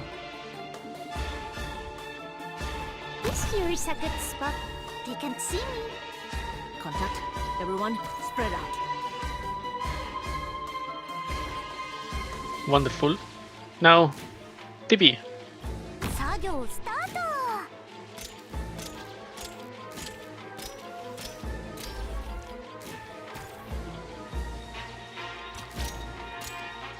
Wonderful. Great view from here. 8, 9. And there we go. The fury of the Cling. Forsaken. Oh no, Mostima. My old methods still work. Mostima, don't.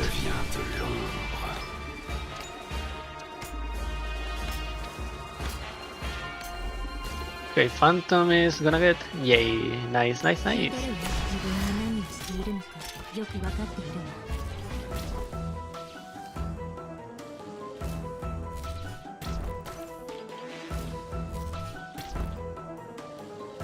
Ah,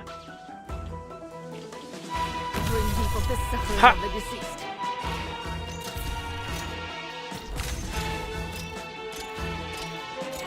Wait, what? Don't tell me that you're not. Okay. Relax. You're a This is fine now. like a hungry selfie. So stay put already. It's about time to wrap things up. Okay. This is fine. Right? No, it's not fine.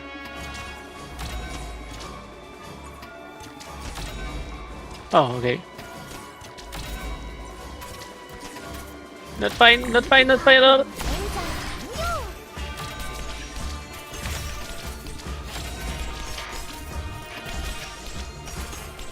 Okay, okay, okay, okay. Here. Wonderful. Now we're talking about. Up.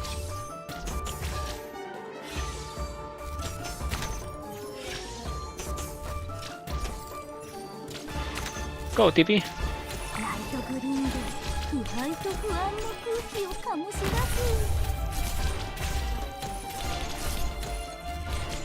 す。準備完了。光ある。 Nice. Point remember to stand inside the small toilet. Fondons-nous dans la nuit. What can I do here? Because more are going to come. これからもこうして正しい立ち位置を見つけ Oh, for fucking sake. どうしたの？誤った道を選んだよね。席黙って。空から降ってくるものじゃないんだよ。 There we go. What? What I? TP? No, TP is flying. こういった Les acteurs ne sont que les marionnettes d'un scénario. Wait, what? TP is dead? No. 心配しないで。ご安心を Oh, Shalem. きっと美しいのでしょうね I wonder what we should eat after this.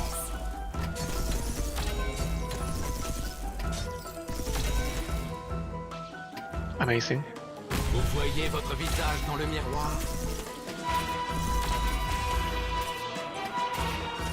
Fondons-nous dans la nuit. Я сражу.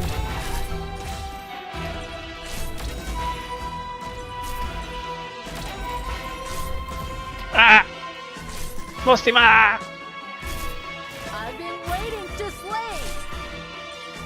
ここを平気席黙って。空から降ってくるものじゃないんだよ。 Nice. My old methods still work. Vous voyez votre visage dans le miroir? Fondons-nous dans la nuit. Wonderful.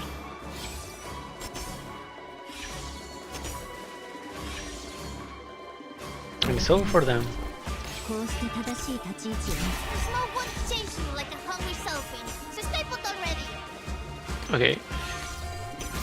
聞いてるよ。自分が何をしているのかよくわかっているわ。 Bring deep of the suffering of the deceased. Yay. 準備完了。心配しないで。 Yay.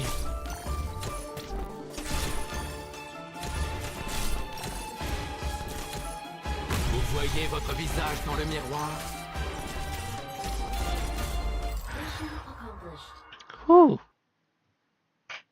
Okay, I don't like those the tape launchers. Chill, TV, chill. Deep breaths. Remember how the plot went in that movie. The heroine had her friend pick up a weapon and hide it in a storage room to the left, while she herself ran the other way. Storage room. Alright, the route matches up.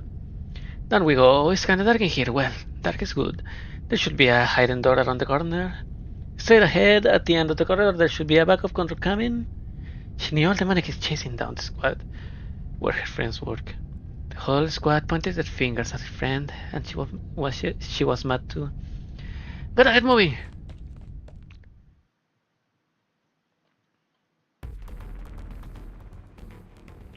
What are you doing here, TP? I figured out how to change the blade's trajectory. We can avoid any more casualties. So let me through ASAP. There's a way out of this. Don't listen to her lies. Isn't she the culprit's best friend? She could have been covering up for her the whole time. How else could he have missed all this happening right under the noises, right until we are about to die? You're too stupid to notice.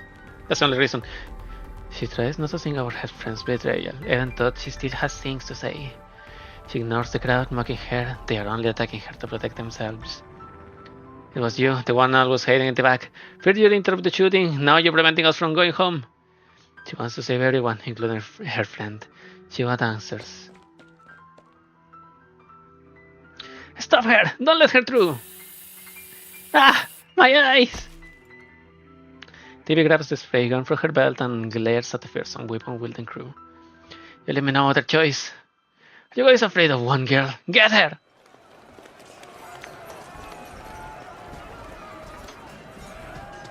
Of course.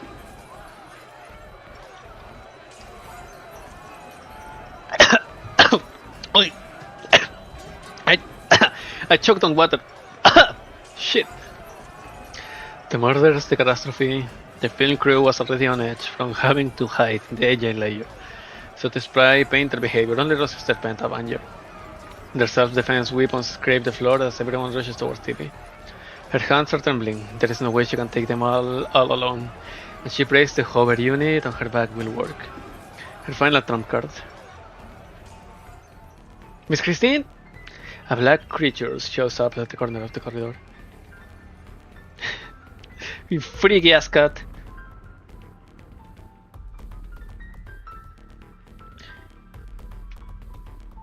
Ooh, this is a good. This is a great CG. It is as if the noise drew her here, but also as if she is merely passing by. No one notices her as they rush by, their heads filled with all sorts of extreme emotions. Miss Christine takes a sniff, and the rushing crowd slows down in her eyes until they freeze in place. Anger. Extremely spicy, but with a little sour envy to balance it out. It tastes a bit off. Panic. Bitter and hard to keep down, but a little dash of sweet comfort will turn it into a nice dessert. Grief. A salty mix of tears and sighs that brings unnecessary trouble if too much is added.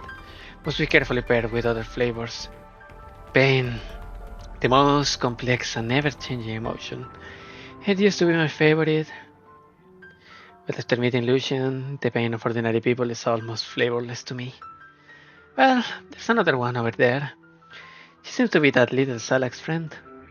At first I only took notice of that girl who seems so similar to Lucian, the lead actress that man chose for his latest play. Yet I didn't expect your ties to make you even tastier than her.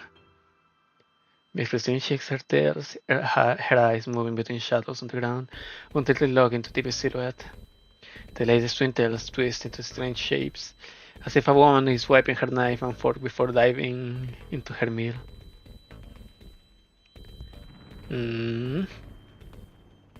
I have to give you a small reward.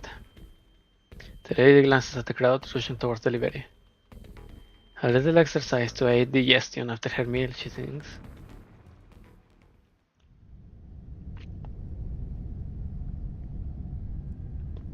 Why am I here? The catastrophe is about to hit us, so we came down here to hide it from. But what's with the wrench in my hand? Weapons fall from their hands in succession, as the resulting harsh clangs wake even more from their delirium. They exchange looks of confusion, not knowing why they were all holding weapons, though they don't know that they should leave. Miss Christine? What are you doing here? How come they are leaving? When they were rushing towards me, I suddenly felt my whole body go cold, and lots of different feelings woke up in me at the same time, like they were fighting. But then a breeze blew by, I heard their weapons drop, and my body sobbed out too.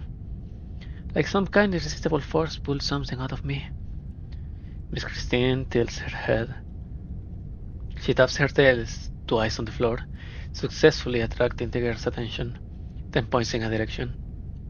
They are right in front of the control cabin. Ooh.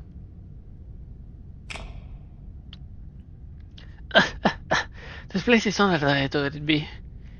Wow, the devices here allow previous gen stuff. But that's good news for us, since they're all sealed off to prevent dust and corrosion, and there's no smart locks on anything. Even I'd find it pretty tough to learn to hack on the spot. Let me see. The storm's moving faster than the plate, so just reversing no-go. Turning is the best way out. But trying to change direction where the plate is already so close to the catastrophe? No! I can't worry about that. Where's the backup navigational system? Here it is. First open the lock. Great. Then Tippy takes a deep breath and hopes she remembers the steps right. Put the lever all the way down.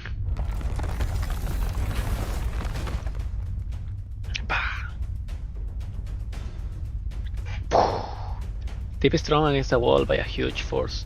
The entire engine layer shakes, with all sorts of strange mechanical noises ringing through the empty space, the tiny space. That was the plate's waist jerking around, with every segment of the threads below now trying to respond to the change. The steel giant under her feet is now fighting its own immense and unstoppable inertia by staring sideways, trying to avoid the storm right up ahead. Tippy feels her teeth ache. She does not know if it will manage to turn in time or how long it will take. All she can do is pray. Even a little shift will do. We'll have a tiny chance as long as we don't hit the storm score. It has to work. It has to work. I have to see her one more time. You freaky ass cat. Stop licking your lips. It's not the moment! Miss Christine shakes her tail, jumping in front of the little elevator to smell the changes in her mood. A brief relief after achieving her goal, along with confusion and pain from a friend's betrayal. But why is there also a hint of suppressed madness? No, that smell does not belong to the girl. Miss Christine jerks her head up, looking towards a place she cannot see. A companion who has been with her the whole time. Lucian felt sympathy towards the other person, which means he's currently experiencing twice the pain. Miss Christine is somewhat displeased. She cannot help but recall the night when the Crimson Troop was destroyed, as Lucian sank under the name Blood Diamond. It is no good omen.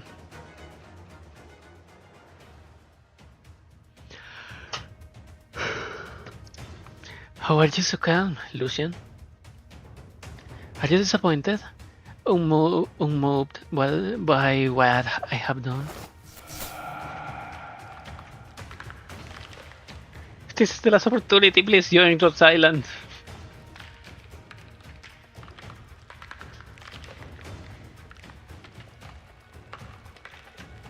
A mannequin pounces on him. While it is an inanimate object, Lucian feels a strong depressive aura that suddenly turns into elation and ecstasy.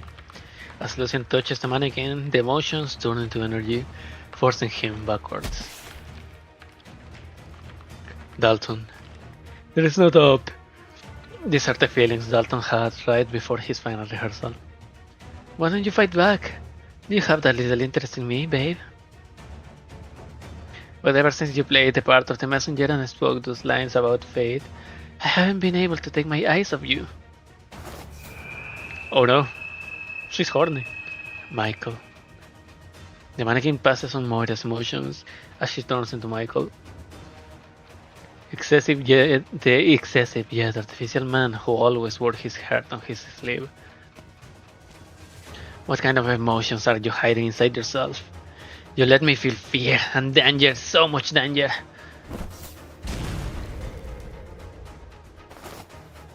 Shelley. In the final moments of her life, the neurotic coordinator was completely wrecked by her own fear.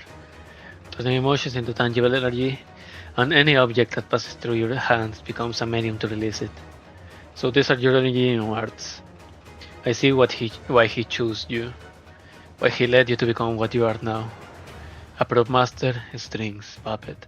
All images born just for the stage. When you forget yourself, a person becomes a play. Come, your inner performance, Lucian. If you are right, and that man trusted my abilities, then, as his real student, you will make the best dance partner. Mora laughs and cries loudly, as thousand expressions flash across her face, filling the prop room with a suffocating energy. There is nowhere for Lucian to run. Fine. What? Moira, I will sing for you, as you wish. The Blood Diamond song is a kind of misfortune for both himself and the audience. It will rip my throat apart, sending pain straight into your ears, and you will either die or spend the rest of your life with its melody reverberating in your mind. If you willingly ignore the truth in your hands, if you are satisfied by such falsehoods, if you can only approach him by destroying yourself, then allow me to relieve your pain and enter the stage once more.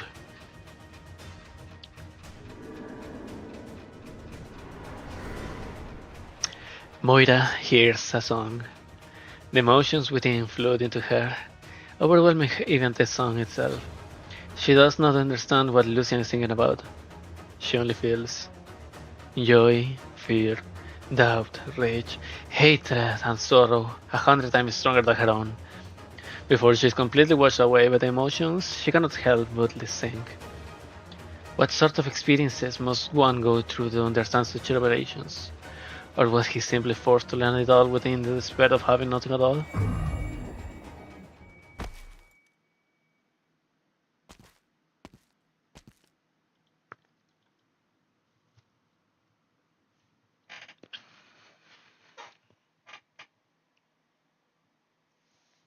Troop leader, White Flower is still waiting for us for the Quarten Kell. Why have we come here? This is just a river. There is not a here this time of night. I'm afraid White Flower will be upset by tonight's sparse audience. For this river here is the final stage. Dalton, playwright, what does the revised ending look like? The magician's assistant and the lucky audience member who both died on the stage are stuffed into prop boxes and thrown into the river. Once the dust settles, they will wake up and emerge from the river under the stars. They use their story deaths to distance themselves from the prison of nightmares. That's Blood Diamond and Abyss? Wait, didn't they return to the castle already? Why would they be here? Are they running away?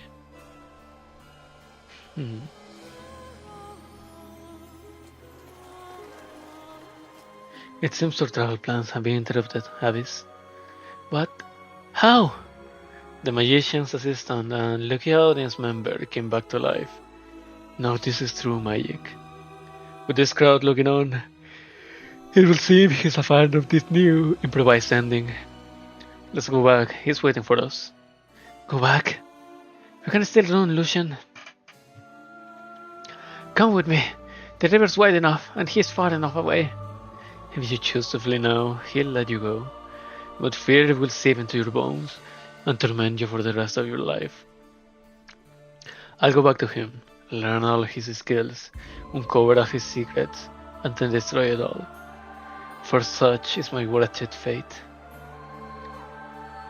Fate? Are you sure it's not just a proof that you have become entranced with the troop, with him, once more? If this is the path of despair, if this is the pain and despair has given me, then I will become his fate. Somehow, you always understand him and his twisted aesthetics. Yet you never listened to me, or maybe you never really wanted to escape. You have spent so far too long trapped in this nightmare. Fine then. I hope the Crimson Troops Blood Diamond will grant a former friend one last favor. Don't chase me.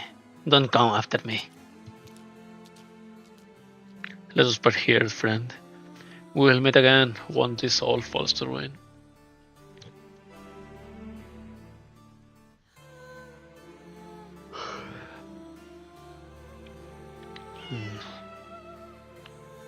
At some point, the black creature appears inside the prop room, nimbly avoiding Moira's body as she goes over to Lucian. With his knees bent halfway, and surrounded by mannequin parts scattered all over the ground for once, Lucian doesn't perform the gesture of a proper gentleman's salute to her. The lady is even more displeased by his actions.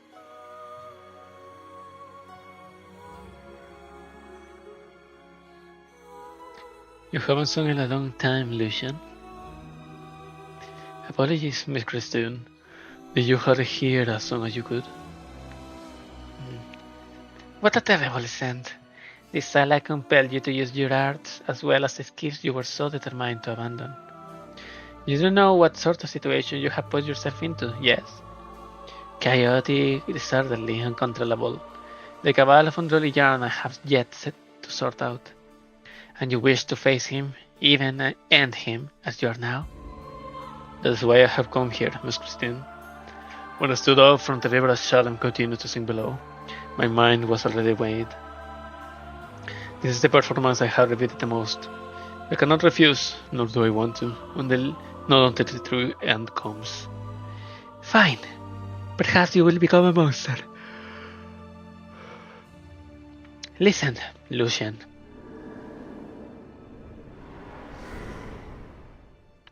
Lucian stays still and does not look up. The lady sighs, and her azure eyes light like never before. She shakes her tails, and her body splits into two identical figures. One walks into Lucian's shadow, while the other remains sitting before him, staring. Both Miss Christine speak in a staggered pattern, like a strange duet. This way she ensures Lucian will hear every word she says. To be honest, I much prefer Phantom. It implies nothing good, but it is a name you came out with yourself. Humans are so troublesome. Sometimes I miss the cafe where we met. Your emotions were much more complex and slovenly than they are now, but still far better than today. The bitterness of your obsession is making me want to sneeze. And it's making me yawn. Go, meet him if you must. If you turn into a madman, I will devour all your emotions, no matter how hard they may be to swallow. If you cease to exist, I will hunt him and figure out a way to make his life miserable. After all, he can do nothing to me. Break a leg, Phantom.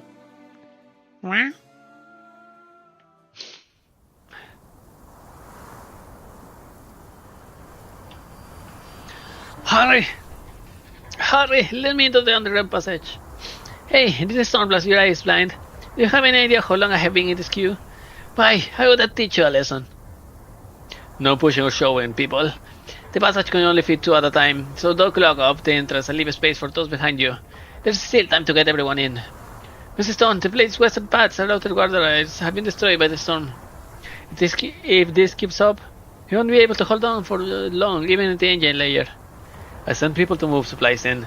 If you can survive this calamity... No, I'm sure we'll make it through. Miss Rutherford, you should hurry inside. The storm will tear your dress into shreds. So this is the wine she felt. Huh? What did you say? Nothing. Did you go looking for Tip to discuss the backdrop earlier? Where is she? She seemed to have figured something out and took off. I got in catch up to her. We were supposed to be the adults. In the face of a catastrophe, not one of us is as cool-headed as brave as her. Because she doesn't know what fear is yet. Only by experiencing it, hopping through it, and getting crushed by it, will she understand how idealistic it is to keep going. Is that not the difficulty and charm of film production itself? Don't tell me you wanna finish shooting this damn movie even now.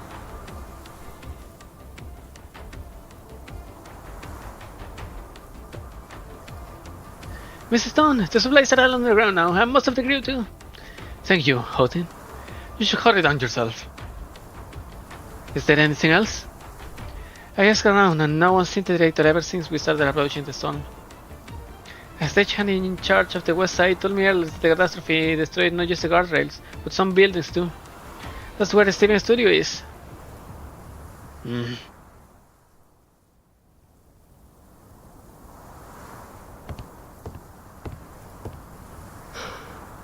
The storm showers originium dust all over the exquisite dream creating backdrops. In an instant, only the blackened skeletons of a dozen sets remained, slanted supports scattered all over the plate, like a cage crushed into pieces. Lucian pays closer attention to the wind, and it brings more voices. Shouts and sobs, scolding and cursing, sincere prayers and subconscious wailing. The hands of fate and the place staggered by nature will not allow everyone time to take their positions. Lucian walks into the ruins. He sees a figure that absolutely could not have showed up right here, right now.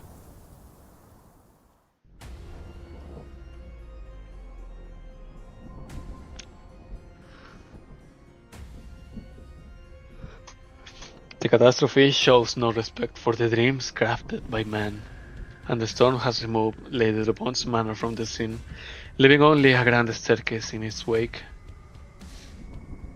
Thick clouds lie below, but the stage lights still shine onto the steps from afar, turning the ruins into a stage. A middle-aged man slowly walks up the stairs.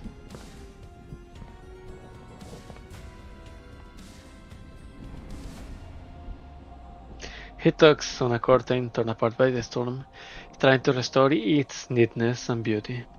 Finally, his efforts pay off as the earth and dust falls off the cloth, revealing its original shade of red. He grips a bottle in hand as usual, but it is not at all a listless drunkard. He checks the stage right before the show begins. There is no one more dedicated to the work than him. Your habits haven't changed. Your habits haven't changed. Do you require assistance? It's almost time. It's almost time, Lucian. You came at the perfect moment. I know. Not surprised? Should I be?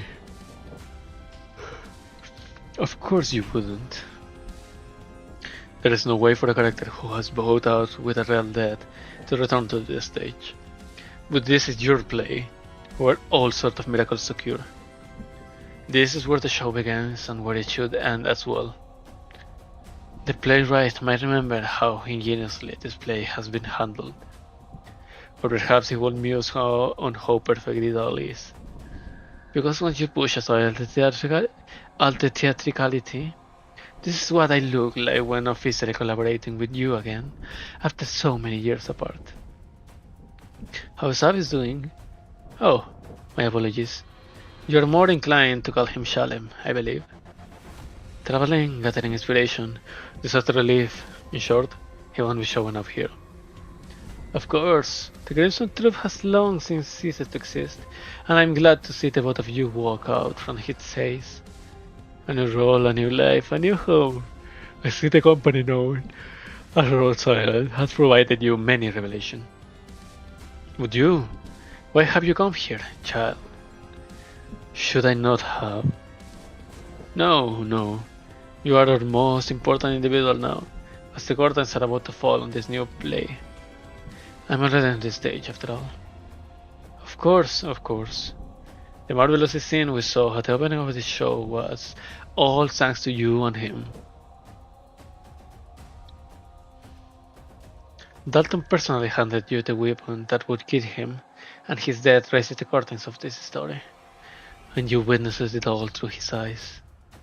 Lucian, surely you thought something was up the moment you held the knife. While I was relieved to confirm it, I am also curious. Why exactly did you sing that play with zero hesitation? Once an actor takes the stage, anything unexpected must become a part of the performance. Your lessons have been engraved into my mind, and anything more. Troop leader.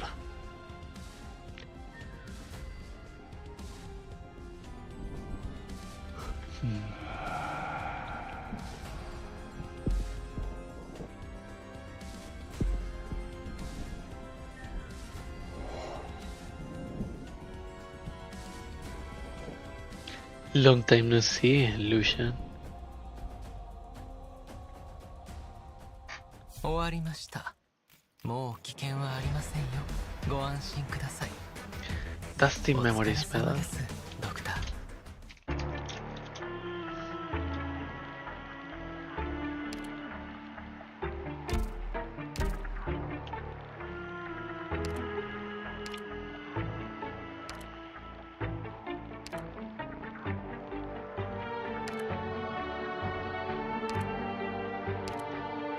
85 with 3-star rating and have a hero sidekick engage in Mortal Kombat with a Billions minion.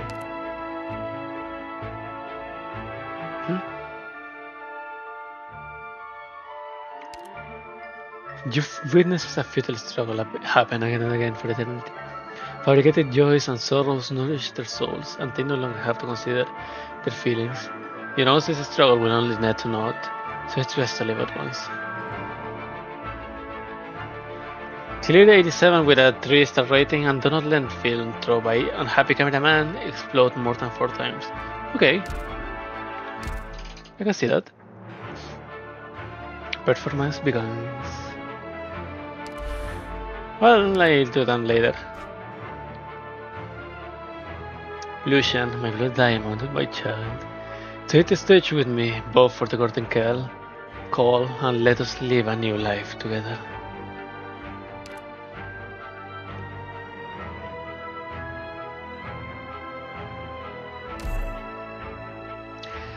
Go! Let's see if it's enough. My deepest apologies for ruining the play.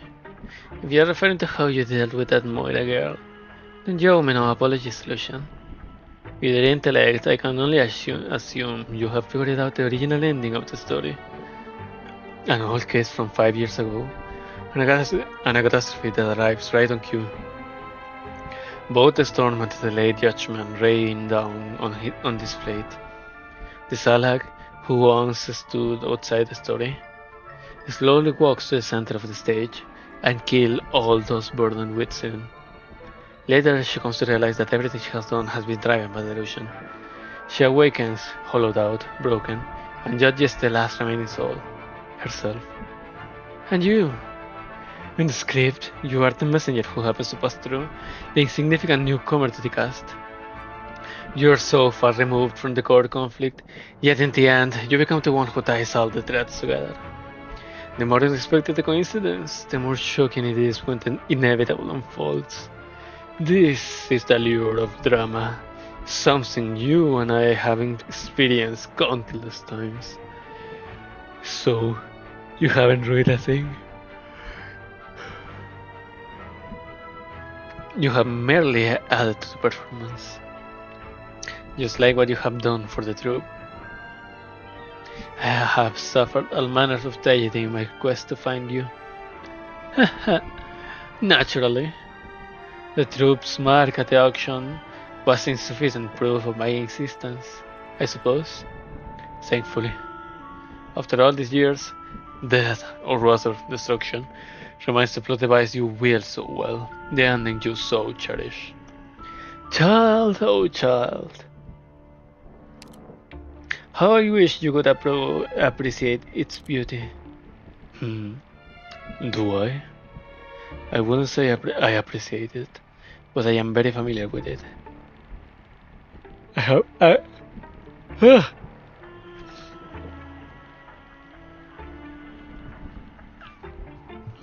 have acted in so many plays. I have killed so many people. My hands are drenched with blood. This is the education and training I received in my childhood. The life you instilled in me. Oh, it's getting hot here! Fuck! I have to turn on the fan. Okay. You're my best student, Lucian. Before the climactic finale arrives, let's review the performance so far. You and I know this routine all too well. The troop leader smiles and bows toward Lucian. His scepter, wrapped by his tail, points toward the approaching catastrophe crowds, like a pen dipped in ink. A familiar scene unfolds before Lucian's eyes. He knows he can refuse. No, this is what he came for. Lucian gives a slight nod. First we have Dalton.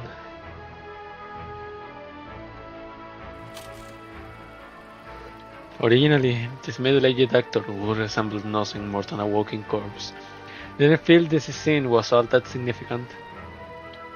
He offered up what little lucidity he could muster, summoned the last dregs of his acting instincts, recited his few remaining lines, and held out until the director called cut, all to learn just enough for another night of drinking. He has never mourned the actress who died because of him, nor reminisced about his once spirited past. He was not even ashamed of his current sorry state. You manipulated him. Indeed. Without my intervention, he would never have taken it upon himself to retrieve the strapped knife and deliver it to you. But I never commanded him to put his chest up to the blade. By the time you were acting opposite him, he was already fully awake, fully aware of the danger he was in. Lucian, your talent shines just as brightly in film as it did on the stage. Your performance awakened his memories, reminding him how great an actor he once was, of a time when he was immersed in his roles, expressing real emotions: joy, sorrow, funny, and mirth. In that moment, the messenger slipped fully into character, while the looming threat of financial ruin warped seemed to point thoughts.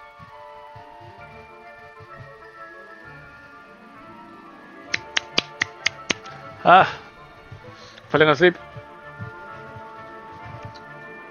Another bite.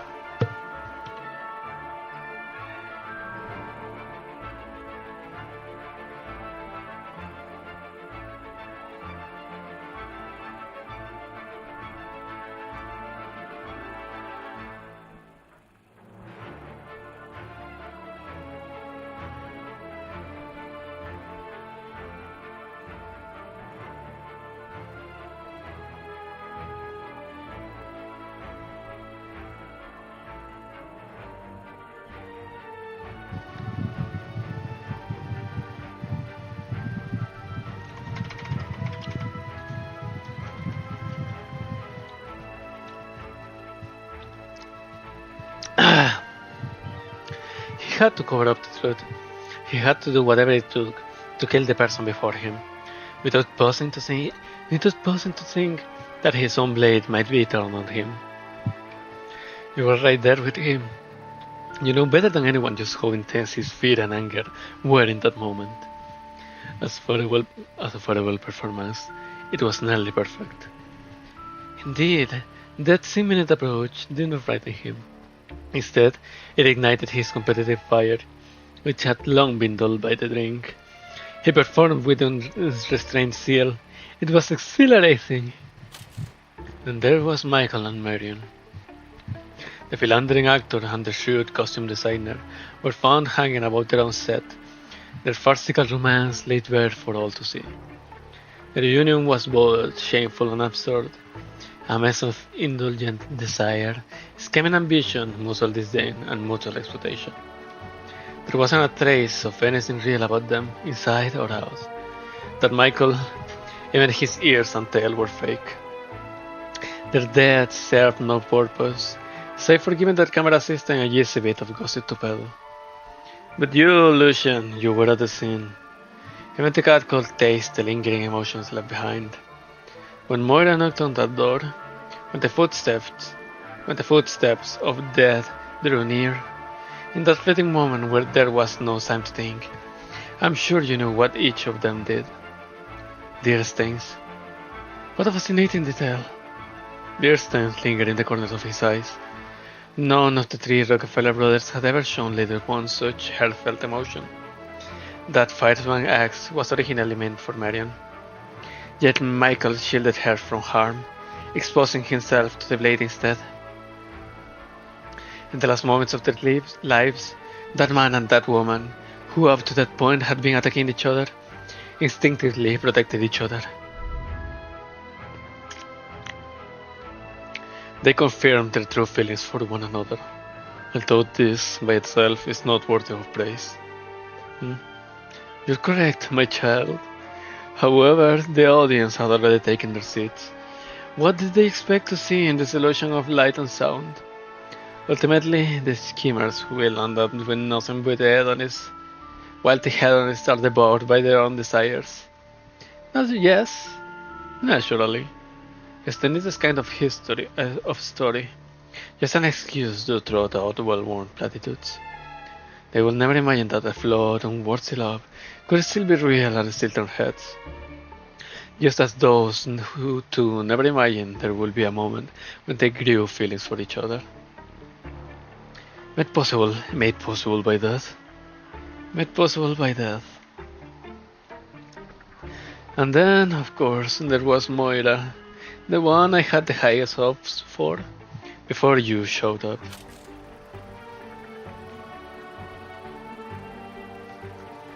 Moira revealed her fate through another's death. Every detail about Laura was etched into her mind, her name, her eating habits, her unmistakable smile, her extraordinary life, her violent end, and the killers who still hadn't been brought to justice. Grief, anger, doubt, hatred, every emotion that rose within her set fire to a buried past and to herself. She directed this entire performance. Why do you insist on not playing your own role in all of this? It was you who inserted that ad-libbing, forcing a past that didn't originally exist into her mind, bringing Laura into her life. Yes, and what of it? Look at her. She's dancing. You were her dance partner back then. You must have felt it. She isn't like the children from the Kingdom Troop, who have been receiving white flower training since they were young. But when you look at her dancing, her physique, her tears, her smile, she's shouting out a version of life, or perhaps crafting a kind truth. Or perhaps she no longer has any constraints and can be whoever she wants to be. She will dance through countless people's lives, disrambling, unending, until her mind and body can no longer bear the weight of those emotions. Or maybe she will finally encounter you, or some other fool seeking the truth, and one night finally awaken from her dream and end her own life. Regardless of her ultimate fate, her soul will be rich and fulfilled. Not if I can save her! I can fix her! Regardless of her ultimate fate, she is already no longer just a nameless prop maker from the frontier, no longer a salak with nothing and no one to hold on to. I can fix her. You are as talkative as ever, troop leader. It's been a long time since you have spoken about someone with such passion. Not since you, Lucian. On the night that I have exerted my influence on Moira, I encouraged her, just as I once encouraged you. My child, have you forgotten? If not for your search to perform, you would have died long ago. When that catastrophe drove you from your home, when you lost your parents, when you found yourself adrift in a towering castle among strangers, you said,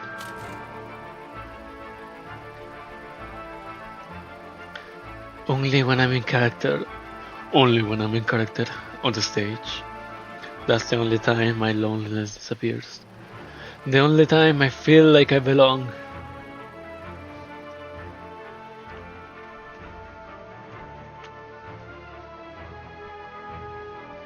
You clung to that feeling and it kept you alive. You and Moira, you are natural born actors. You both create sorrow and joy from nothing, and use those emotions to survive. No one can ignore your brilliance. And for both of you, my two children, death shall be your teacher. You still remember when you hit that wall in your development, when you could not draw inspiration from anything and were unable to power your performance. That was when you trust that you're genuine into your throat without hesitation. Then you felt the grip of death, of your inescapable fate. It gave you fear, jealousy, sorrow, anger, shame, and greed, emotions once foreign to you. And after witnessing all these things, your heart has become a mirror. It fueled your desire to dismantle authority, your search for destruction. It gave you an endless night and a song that never ceases. It turned the unassuming illusion into a gleaming blood diamond. Blood diamond. My eternal moniker. Think of Dalton, child. Think of Michael and Marion, think of Laura and Moira. Look at all these souls still struggling through the catastrophe. And look at yourself. And Shelley is ever forgotten. Okay. Well, she doesn't deserve to be remembered. You're right, that is still the device I will best, and the ending I have always favored. But I do not see death as destruction. It drives the mighty to disgrace themselves, the devoted to break their commandments, the pure to sink into filth, and the heroic to commit treachery. It gives strength to the dejected, compels the silent to show their ideals, draws real emotion from the self-absorbed, and frees the timid from their inhibitions. It shows climbers the next foothold and gives the far-sighted the courage to live. It turns self-proclaimed beacons into a real thing. It sows meaning on water flows. It cultivates truth and fertilizes falsehoods. It turns dying flesh into blooming flowers, and engraves what will fade without a trace. It is agony without relief and overflowing inspiration. It is drama's cause and consequence. Its flesh and its soul, the great force behind creation, the law and tether that binds every ideology, every style, every expression. It is the appointed end, where all things return to dust. The troop leader returns to Lucian, that same smile still lingering on his lips. The wind and sun howl around them, but he remains unfazed. Child, death is also our chance to reunite.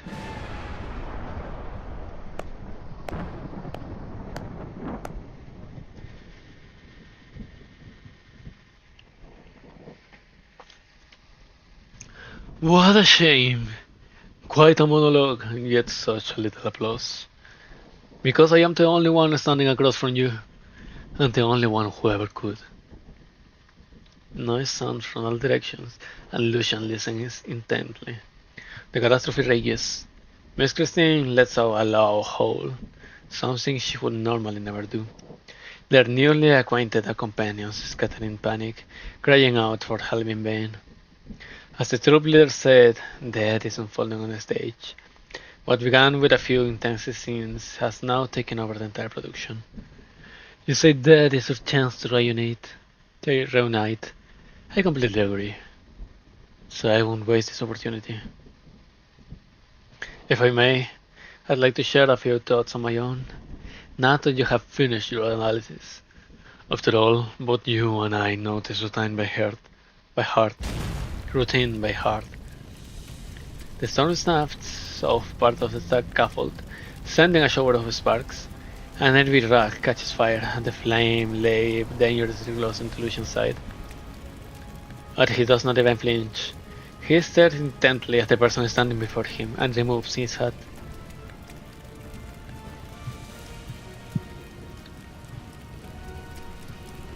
All this time, ever since you appeared, you haven't even mentioned the many times I have betrayed you. Why? Because that is unimportant. Because you are still you, child. Getting lost in madness, then returning to clarity.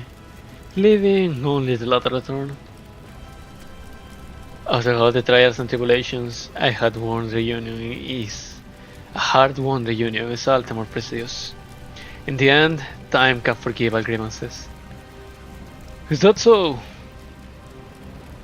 I used to think the Crimson Troop was your quill, your canvas, and your trap. I thought that in this chaotic world, your audiences should solace in your performances. I thought you were omnipresent and that no one could escape your grasp. Which is why the plan that I, Shalem, and the playwright came up with failed. Back then, I was young, naive, and full of pride. We believed we had seen the truth for what it really was. But our carefully planned escape turned out to be just another act in your grand play. In the end, Shalem fled from you in fear while I came to you.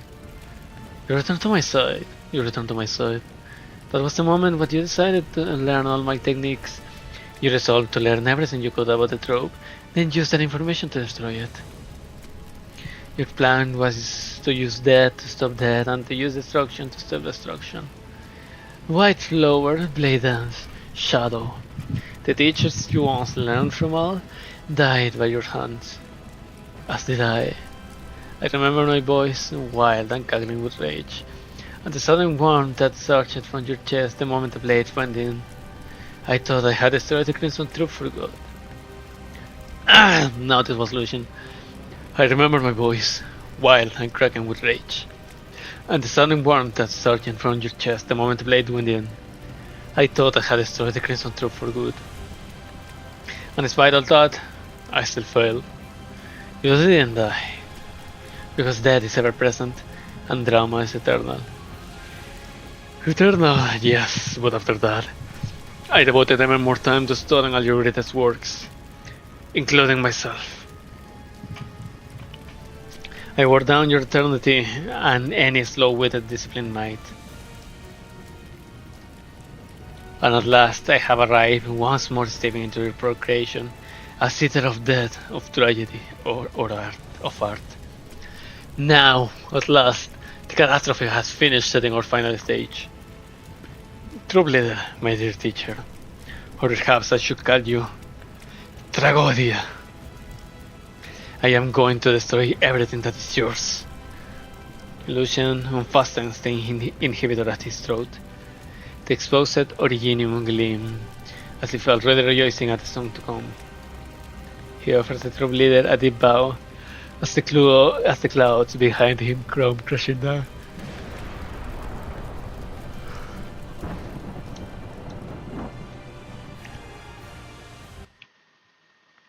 Take a bow. Move out. Push the smoke into the separate. これから What is this? こうして正しい立ち位置を見つければ New movement. どうしたの自分が何をしているのかよくわかっているわ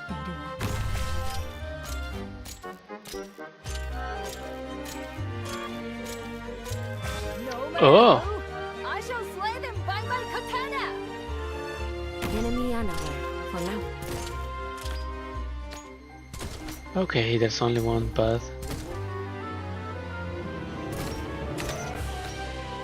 Les acteurs ne sont que les marionnettes d'un scénario. Tragodia, here you are. Is here is a good spot Are you ready to find solace in your death? 聞いてるわ自分が何を求めているのかよく理解している Oh shit. 担保だって引かない Go. No, it's not doing any damage. Damn, damn, damn, damn. Ha!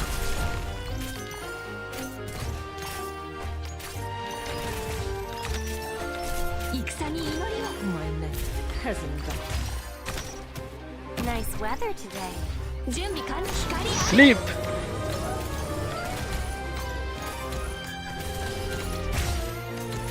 聞いてるわ誤った道を選んだよね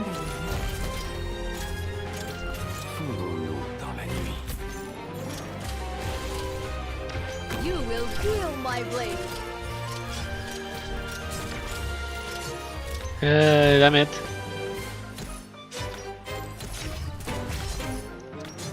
Not this I'm one. here. Look out! You look kinda cute when you cry 戦に懺悔しなさい Nice.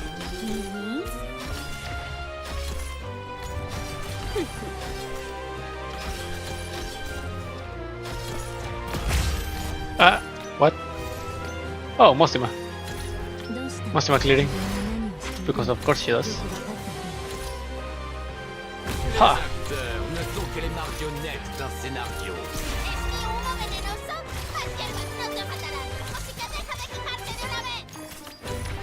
I wonder what we should eat 懺悔しなさい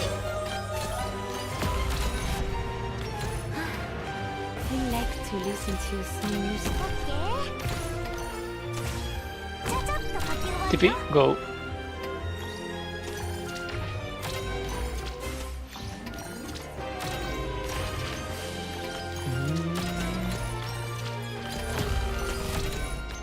No. 聞いてるわ。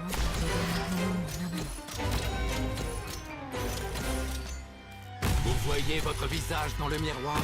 戦に懺悔しなさい。我が天候が星空にきらめく。 My old method still works. Even now, it won't hurt if I don't miss.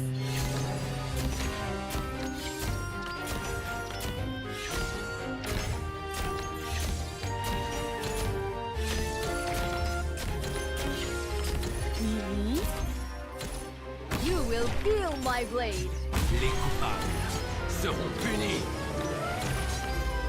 聞いてるわ。誤った道を懺悔しなさい。What? Worried I'm not feeling relaxed. If anyone said Go, Akafuyu. Clean that cat.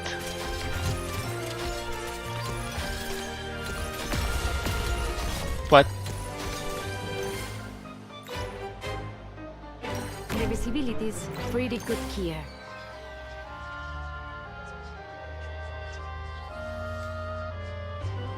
relax. Your operators have been good to me. I still have a conscience, you know? No shit. Those will be your last. 席黙って空から降って。 What? What hit him? Oh shit. I've been waiting to 準備か懺悔しなさい。 No. Uh-huh. I wonder what we should eat after this. Maybe now you look kind of cute when you cry. Please, fuck you.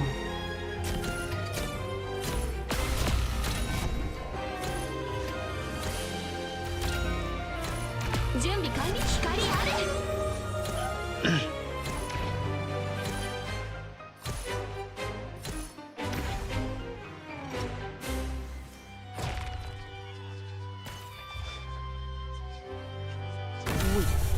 Those will be your last ones.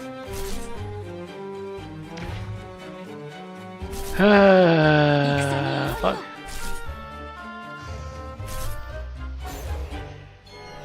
ここに合ってるかしら。どうしたの？ What?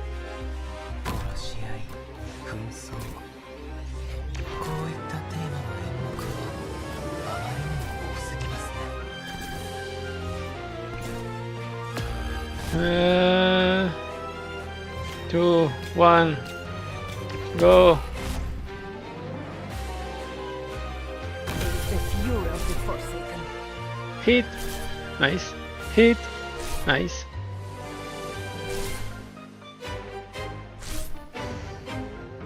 Entendez ma voix. Entendez ma chanson.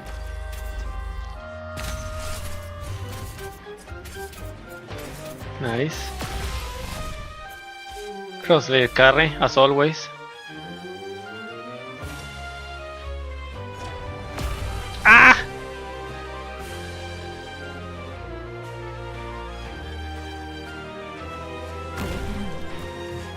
No. Don't. You asshole. You bastard. No. And Tragodia. Fuck. Gotta admit, this Well, isn't for really my thing. an event with such good music, the boss music is kinda a little bit disappointing. 狩りの時間か? A little bit. Let's go! 外にどんな特別な景色があるか見に行こう。人が何を求めているのかよく理解しているわ。Check again. It's this little smoke. If we can take him down. this. Contact. Everyone, spread out. 聞いてるわ。What? I fucked up here. Well, doesn't matter, right?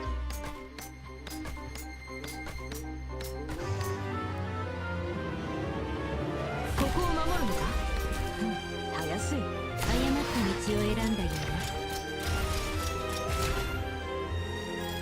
な。半歩だって引かない。Nope, I fucked up. I won't run away. My blade has not failed me. I can still fight. Hmm. ドクターも行くのか？ここに合ってるかしら。聞いてるわ。自分の思うままに。Here, Shadow. に解決できるといいですね。Check again. すべて倒せばよいのだな。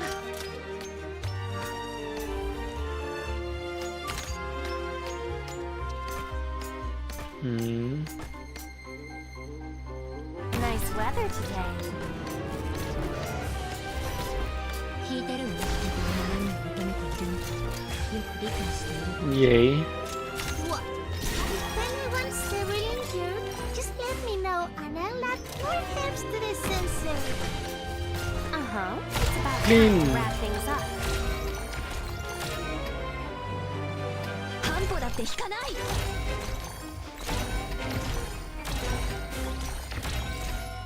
つでも行ける。どんな獲物相手でも全力で。Vous voyez votre visage dans le miroir? What? Why the fuck did Blemmy die now?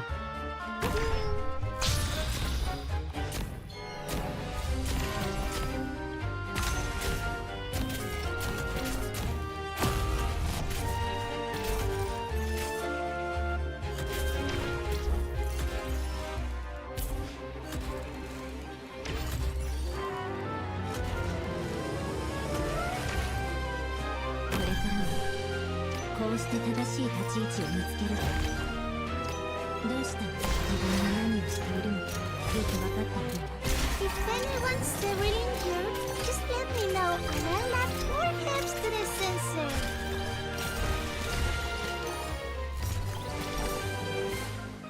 ちゃちゃっと書き終わるよ。ご安心を。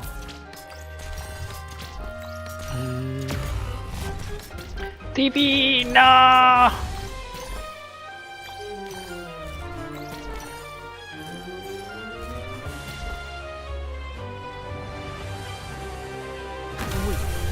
Those will be the last words. 光がこの地を守り抜く。自分が何をしているのかよくわかっているわ。 Nice.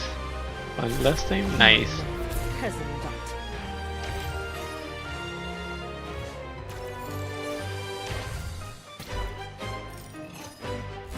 Uh-huh. It's about time to wrap things up. Did you hit? Nice. No! Shit! I strike from the smoke. You bastard cat man! 私にお前たちはダビルには及ばない。 What the fuck? 聞いてるわ。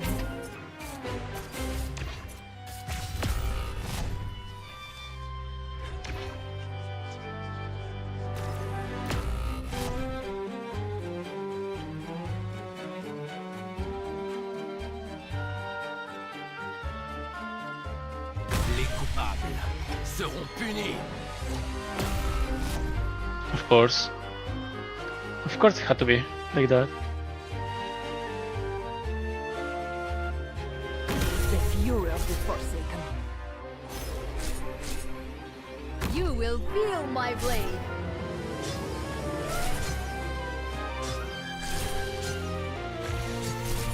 Nice. I'm here. Look it up.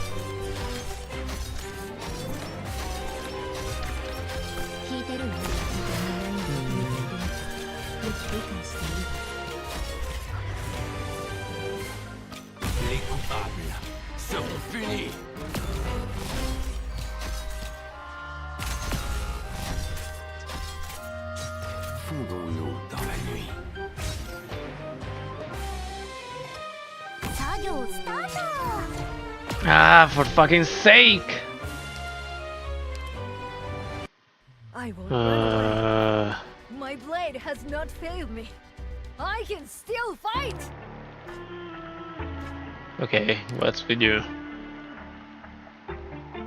Greatly reduces physical and health damage when attacked by your units located outside the filming area.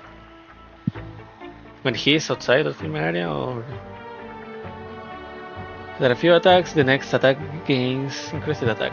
But whenever a nervous impairment burst occurs on one of your units, deals damage to the units in the 4 adjacent tiles around that unit after a short delay.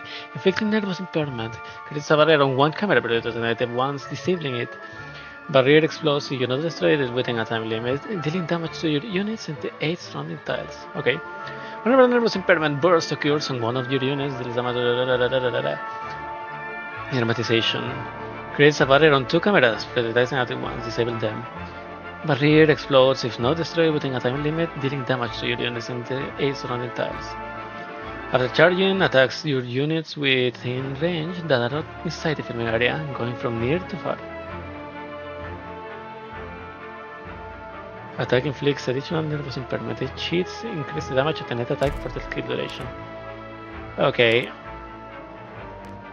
I don't want to deal with this. 出発前にみんなで溶岩ケーキを食べませんか？お母さんがやってた験担ぎなんです。 Maybe it was better with as Jin. 皆さんこんにちは。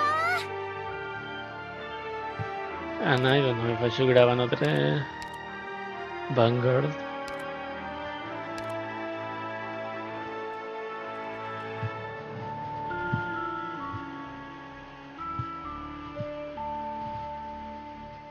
Let's grab another Vanguard.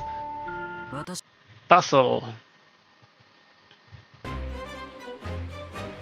Hope we don't find trouble. ここに合ってるかしら。糸がこうも顔に出るのは感心しませんね。どうしたの？誤った道を選んだようね。火山の煙や粉塵には大量のオリジニウム粒子が含まれるので長居は避けましょう。 Que le spectacle commence.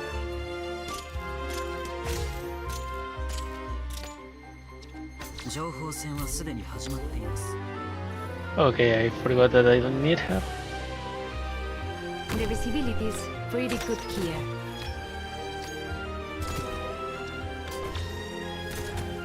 Les coupables seront punis.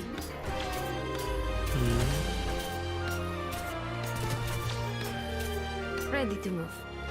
Now, and goodbye. 聞いてる Well. 思うがままに。 Je suis avec vous. How long does it takes for it to explode? Not so long. Fuck, not so long. I don't like that. Fondons-nous dans la nuit. 私からの情報には随時ご留意ください。あなた方の動きは全て手に取るようにわかります。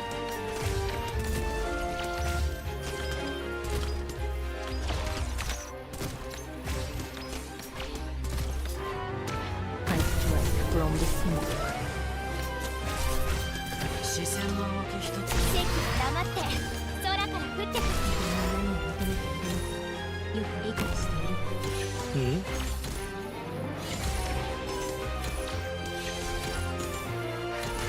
表情の動き一つ。ボロの出るんですよ。これで前回と怪人の生命の男に真が生まれ Amazing. 汚れをすすぐ者。 Les coupables seront punis. lmao. Go.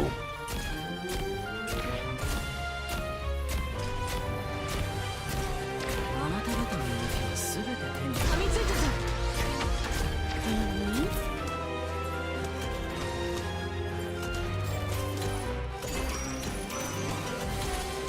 視線の動き一つに価値があるんですよ。平和的に解決できるといいですね。 Yep. This is way better, right?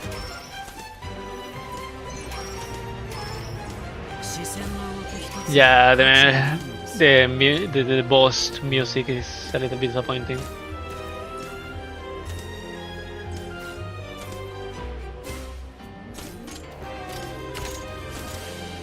Shit. 我が天候が星空にきらめく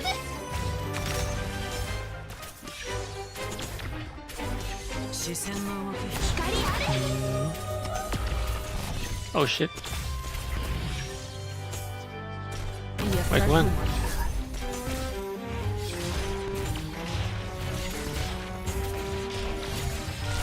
Okay, nice.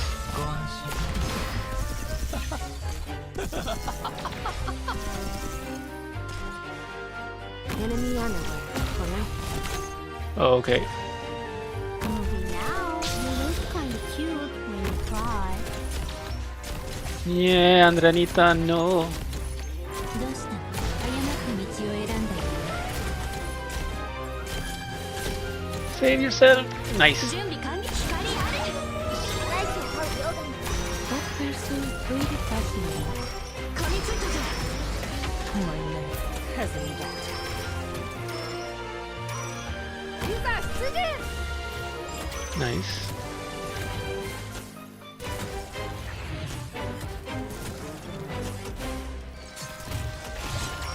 I'm here 反抗するイスラを叩き 我が天候が星空 Now, に Tragodia. 急に相手側の弱点に It is time for you to go.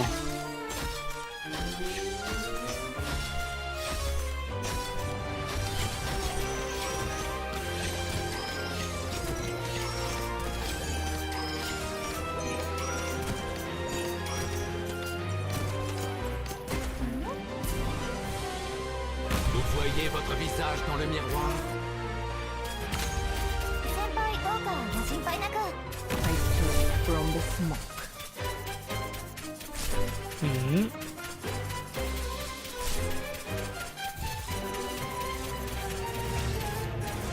That by a medium of knives. Yay! It's a little bit annoying, Tragodia, and it's awful to fight him without ella, or en mi therapist, especially ella. The flickering lights of the ancient castle, the bloodied corpses of the teachers, the hollow wine in the darkness. Forgetting all of that was not difficult. Until one day, when Lucian, who has by this time become an assassin, had a dream. Oh, you're back.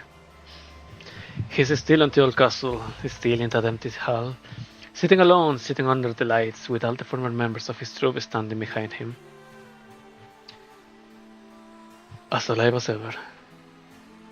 Child, we cannot truly erase our pasts. There will always be traces of them. Do you think I'm scared?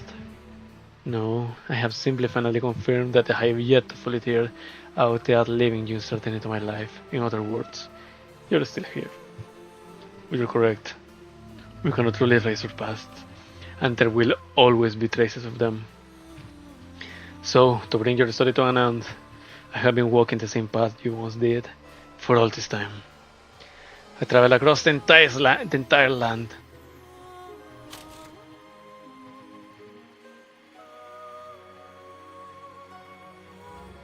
Calais was a Gaulish border city. When the allied nations suddenly turned on them, Calais was thrown under siege.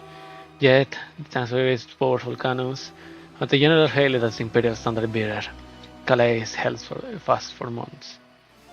The general stood atop the wall, refusing sleep, refusing rest, refusing to give ground. With their banners still flying high, even the weariest soldiers held the line. Until the unthinkable happened, the general most trusted lieutenant opened the gates, a clear act of betrayal. The Emperor of Gaul had given up on Calais, as by then its fate was sealed. The imperial standard bearer had refused to surrender out of honor, and the trusted lieutenant believed he ought to stand by his general.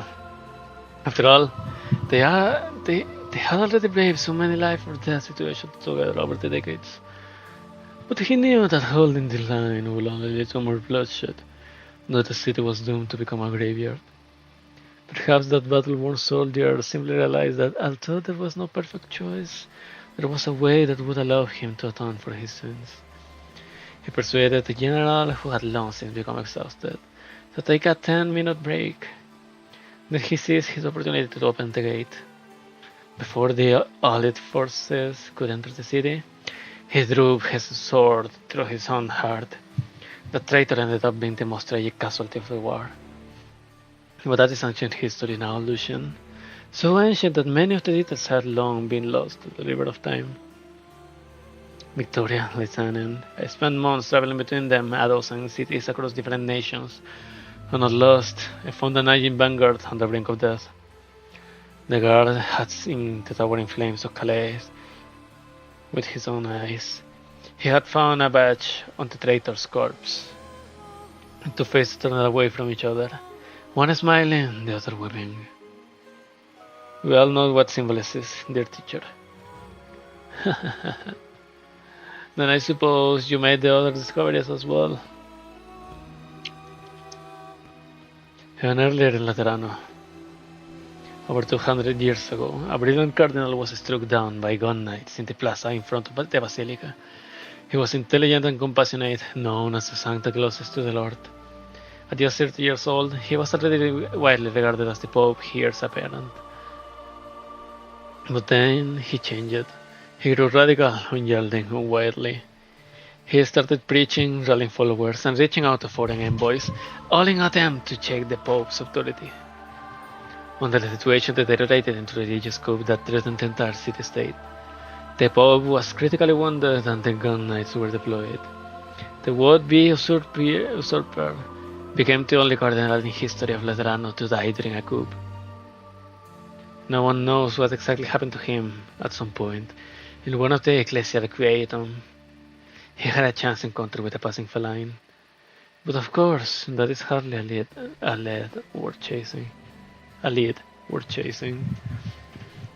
It must have taken some effort for you to uncover all of this. Indeed, it was quite troublesome. I merely offered that sancta a bit of truth. He was already terminally ill, you know. Unlike the incompetent Pope, who knew only how to interpret the scriptures, his own zealousness knew no bounds. But with limited time, he might not be able to put his ideas into practice. To hear the church bell rings into the new era. But in truth, the moment the cardinal struck down the Pope, he came to his senses. He realized that death has never caught up with him after all. His sudden clarity only plunged him deeper into madness. Faced with the ruin he had wrought, did he choose to walk willingly into the knight's sides? A microcosm of political tragedy from which many of the true plays took root. Quite a pity, isn't it? Quite a pity, isn't it? Iberia. It was during the glorious golden age. The lighthouse lit up an approaching ship, only for people to discover it carried nothing but whispering winds from the ocean depths. Thicket stopped stamped with the image of the twin faces were scattered across the deck, and they drifted along with the ship in silence. The lost sailor sings, said a young fool to pick the fruit of pain. Amidst the spires of Latin ancient arts recorded the noble laments and desperate cries. Exile an infant to live a beautiful death. Sammy, an encampment covered in thick snow. Wheat walks their own path.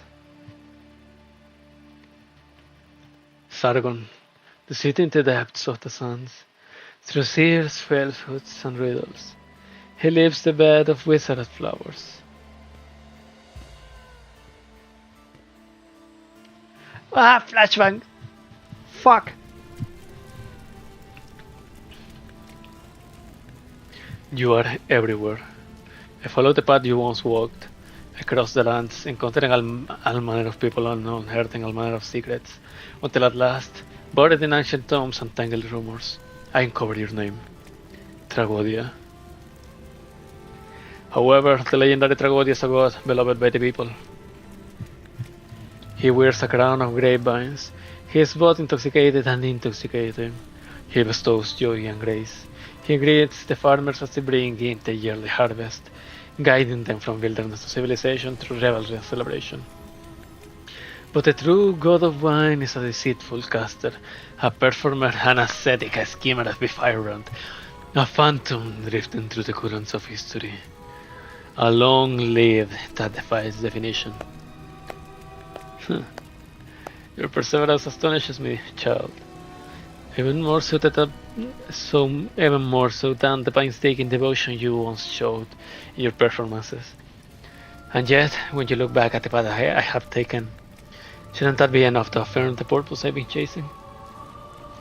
As human affairs fade into obscurity, I found and built what I came to see as the ultimate vessel for beauty, the citer. I have lived long enough to see the very concept of citer become obsolete.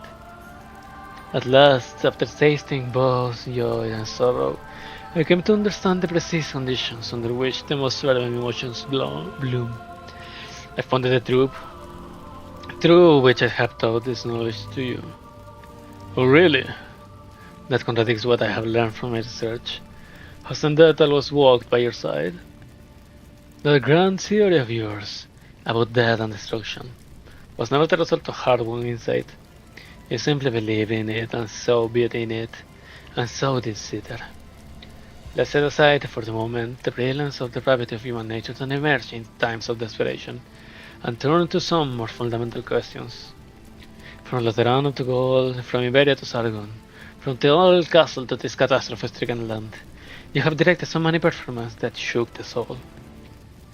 So why have you allowed them to be lost to history? You don't want it to be remembered. You exalt the irrational and the unpredictable. So why must every story have the same ending? Ruin. Well, what do you think the answer is, child? Tell me, because it makes everything and everyone unverifiable, both within the theater and beyond. Because it grants you authority, lets you justify yourself, and turns your so-called beauty into the only possible resolution.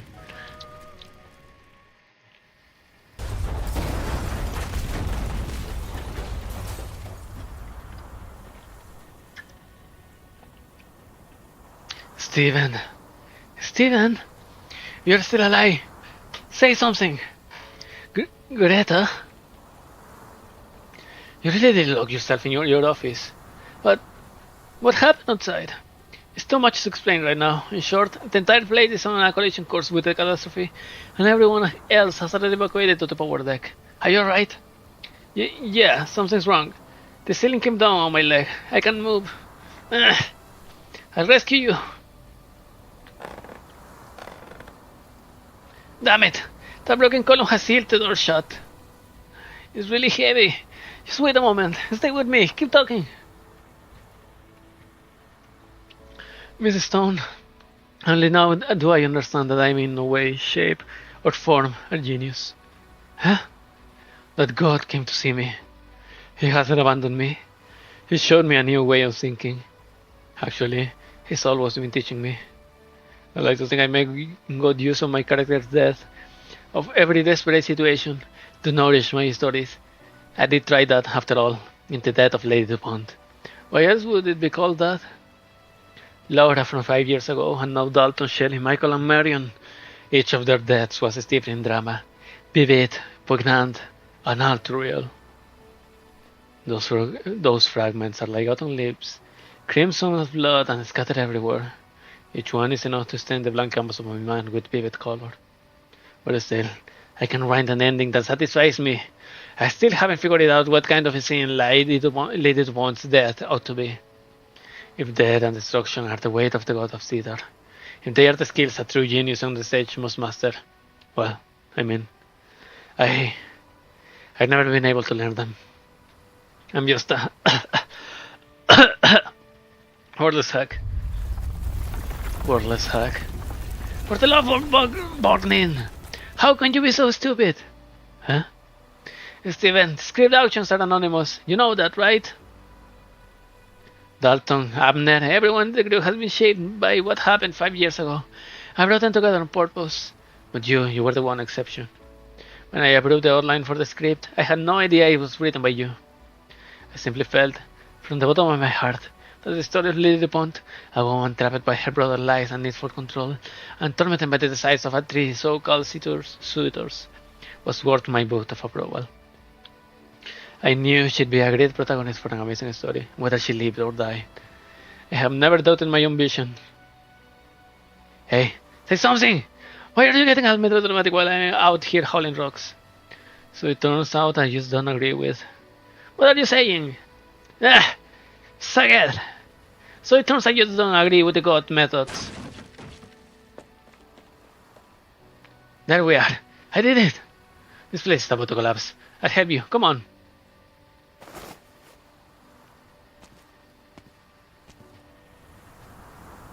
He really looks like the Enfield administrator, the male version, but very twink dead. Wait, Miss Stone. What now? Greta helps hold Steven steady as they both come to a stop and he looks to the side. There is a wall, only a half of it is still standing. Faint remnants of vivid graffiti stand out harshly against the grimy dim surroundings. It is the giant promotional mural TP had painted for the crew, and by some stroke of luck, the title card remains unscathed amidst all the wind and flying debris. The death of Lady DuPont. Stephen raises a blood-stained arm and, with considerable effort, wipes away the first three words. Lady DuPont? My god, it's beautiful. Not even the most imaginative set designer in Rankwood could have created a scene like this. Who's to say that ending a field shoot under the shadow of a catastrophe isn't, in fact, the most fitting conclusion of all? This isn't just a publicity stunt. I'm finding myself more and more impressed by Greta's resolve. Alright, that's enough of that. Let's get back to the power deck. It's way too dangerous out here. Hey, Melanie, leading lady. Where are you going? Have you gone mad? Abner, you. All of you never really believed this leading lady could make a comeback with this film, did you? You don't even think we'll finish filming it. Honestly, I feel the same. I mean, we don't even have the ending figured out yet, and this whole plate is about to collapse. But that doesn't mean you have to die for it, does it?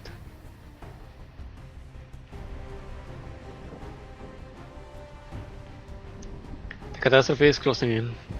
The howling wind is nature's roar, its fury breathing across the face of the clouds, when Melanie still walks forward to face it.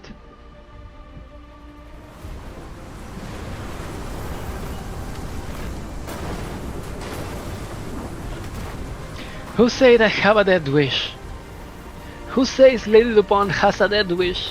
Who says Lady DuPont is meant to die under her brother's pressure, felled by the sword of the three Rockefellers, at the hands of those onlookers who sought to coerce her, humiliate her, drive her out?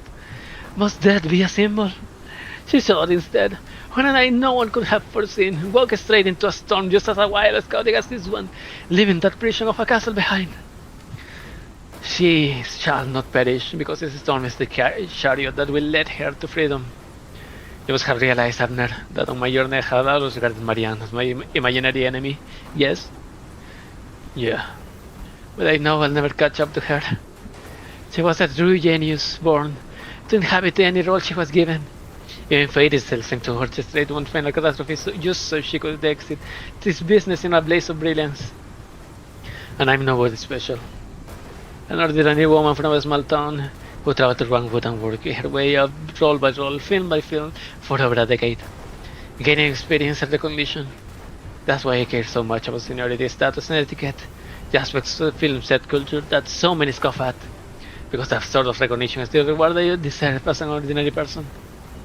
This land is quite cruel to ordinary people, Abner. Marianne's retirement gave me the chance to step into the spotlight, but it took only a single slip up for me to lose everything I have gained along the way. My acting skills have fallen off a cliff. My reputation is a shambles. I have tried everything I could think of, but I just couldn't seem to get it back. It's ridiculous.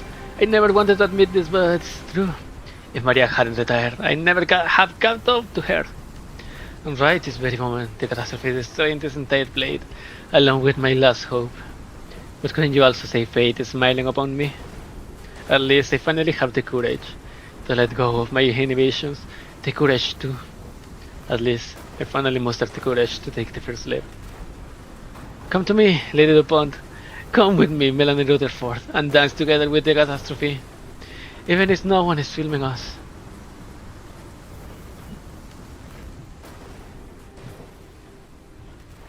What are you still doing here, Abner?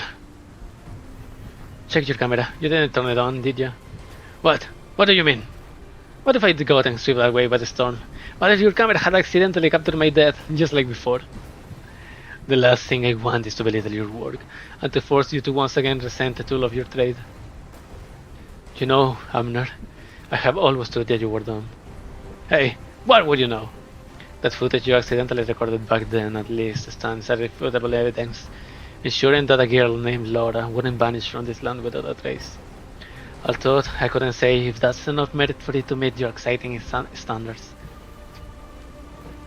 Friedkin Kubrick, I am an idiot! This dream-making machine was only made in the first place because people wanted more eyes to see the land with. How long can you hold on, Melanie? I hope I don't break this thing. Let's finish filming!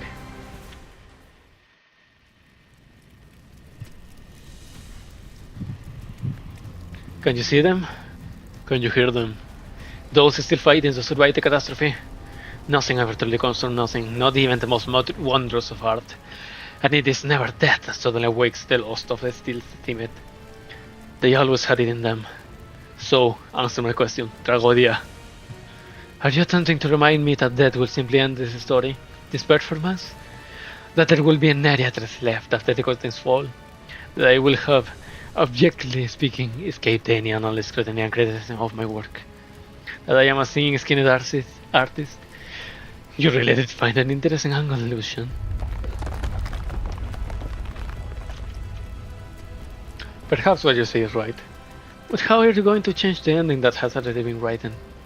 That child, Tippy, really did adjust the path of the mobile blade using only techniques she picked up from watching film reels. But the shifting in its trajectory was insufficient. Nearly half the blade remains on a collision course with the storm. Lucian, you faced a catastrophe when you were young.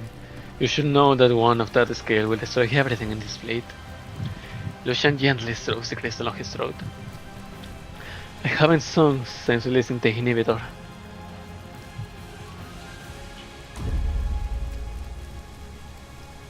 Singing, it is Blood's diamond song. The song that once lit up countless stages before dying out amidst the darkness of that old castle. Today it echoes once more. The sound passes through cracks in the ruins of the catastrophe itself, ringing clearly in everyone's ears. Singing with such total devotion.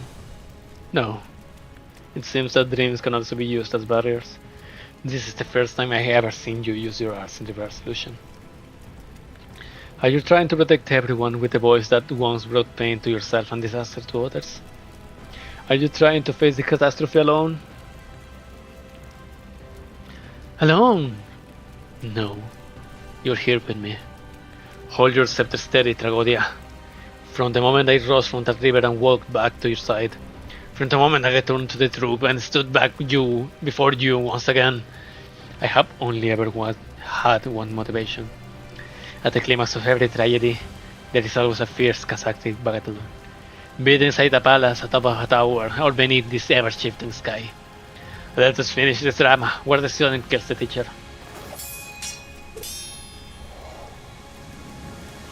Ha! My favorite student, my best actor, everything that is headed for destruction shall serve as your backdrop. I am so glad you can enjoy this moment. Even I can't help but be swept away in it. I have forgotten all other matters.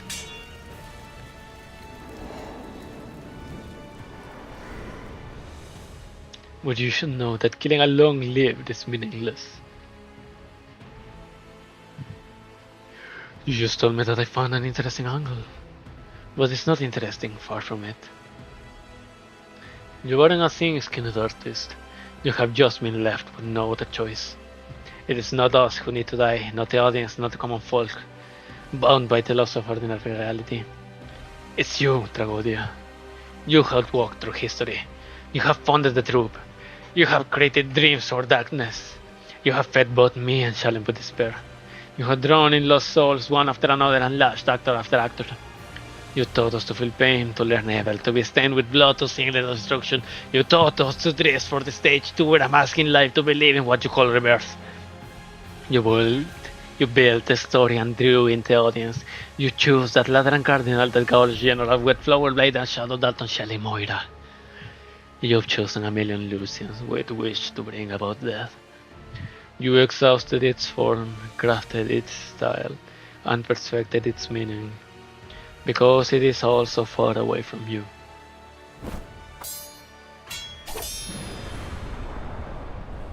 So far away. Long live. That is the one shore you'll never reach. Director, that is the one performance you can never take part in.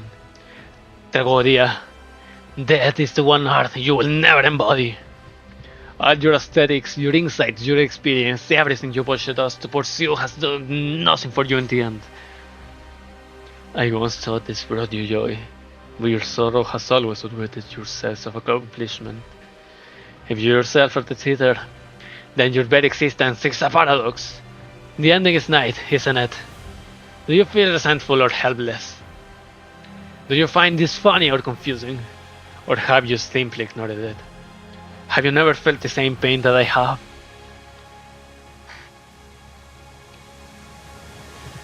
Tragodia is uncharacteristically silent, his eyes fixed on the face in front of him as he's lost in emotion.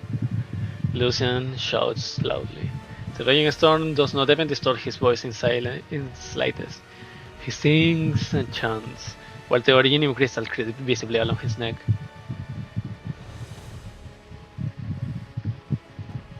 Does it hurt? Does it hurt, child? Yes, of course it hurts. If you keep using your arts without restraint, it will kill you, child. Are you jealous?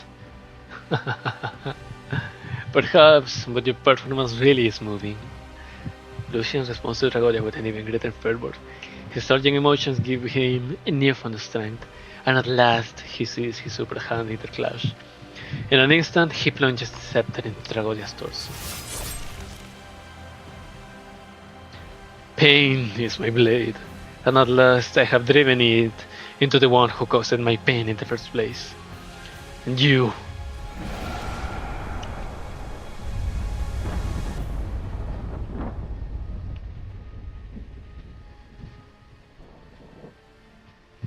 The curtain must fall on every performance. Cycles will not help shape our so-called destiny. Child, I have just gained new inspiration. This story deserves to be continued.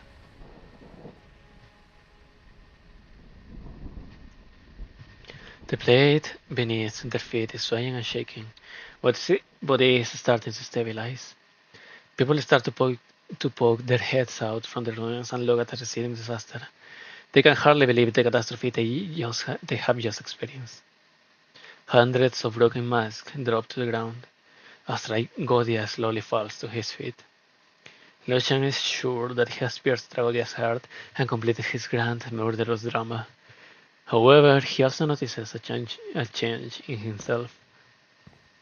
Oh, holy hell! These clothes, this scepter, this crown. Have you given me a new at living?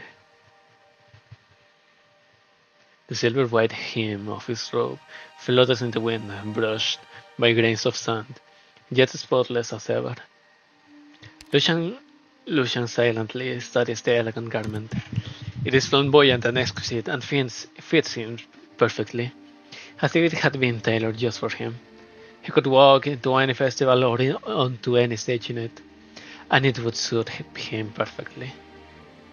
It is as if this is the catastrophe's gift to him, his reward for slaying his teacher. The theme of this murder was clearly betrayal, yet at the last moment it became a passing of the torch. Lucian is silent. The fallen Tragodia has disappeared. Where he once lay, there is only blood and his mask, The dark red carpet extends upwards along the steps without end. This is the path he was meant to walk, and it is now free of all obstacles. These thoughts spring to Lucian's mind from nowhere.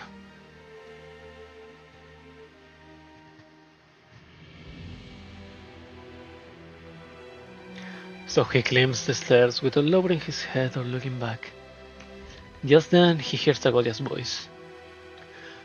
Lucian, you are the finest actor in this land.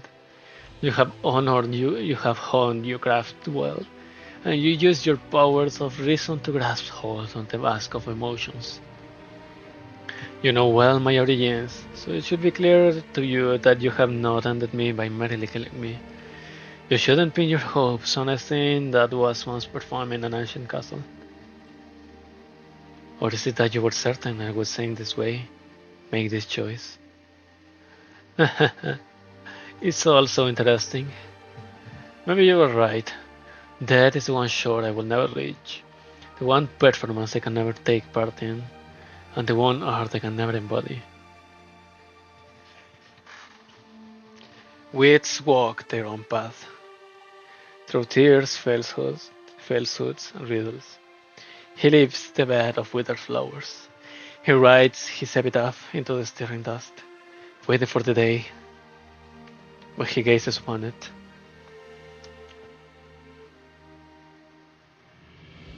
Death or destruction is the greatest gift you could ever give your teacher. But have you considered that what you now reject and what have left behind is only one of teacher's countless possibilities, one of the many ways beauty can be defined, and therefore, that what you have just killed was but one of my thousands of existence. Go on. Life rushes by, but the theater endures. The theater will never perish, and aesthetics will never change. So therefore, I will always stand at the pinnacle of everything. The theater cannot be killed. I can only redefine it, replace one teaser with another, overthrow all aesthetics with new. I can become the new one, the new you. If that is the only possible fate for the two of us, then I accept it. You see, Lucian, once again, we have entered into a tacit agreement. Continue forward, climb to the highest point on this stage. You shall wear the crown of performance. You shall wield the scepter of inspiration. You shall wear the years of performing and being performed. This process will only add to your pain, but you must accept it. Child, you should walk from here with both my blessing and my curse. I have fulfilled the promise I made to you when we first met. I will never be an obstacle to you or an obstacle to theater. This is my final gift to you. How much further can you walk? What other answers can you come to? Tragodia.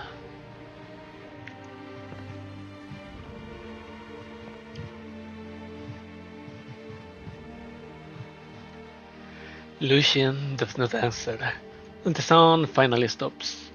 He stands at the top of the stairs. The storm is far away now, and blood trails behind him. He loves this desolate scene, he loves the unformed arts in his body, and he stretched out all his pain. Then the new Tragodia sings his song. This costume fits. La victoire n'est pas douce. Oh, damn! Parce que le conflit a toujours un goût amer.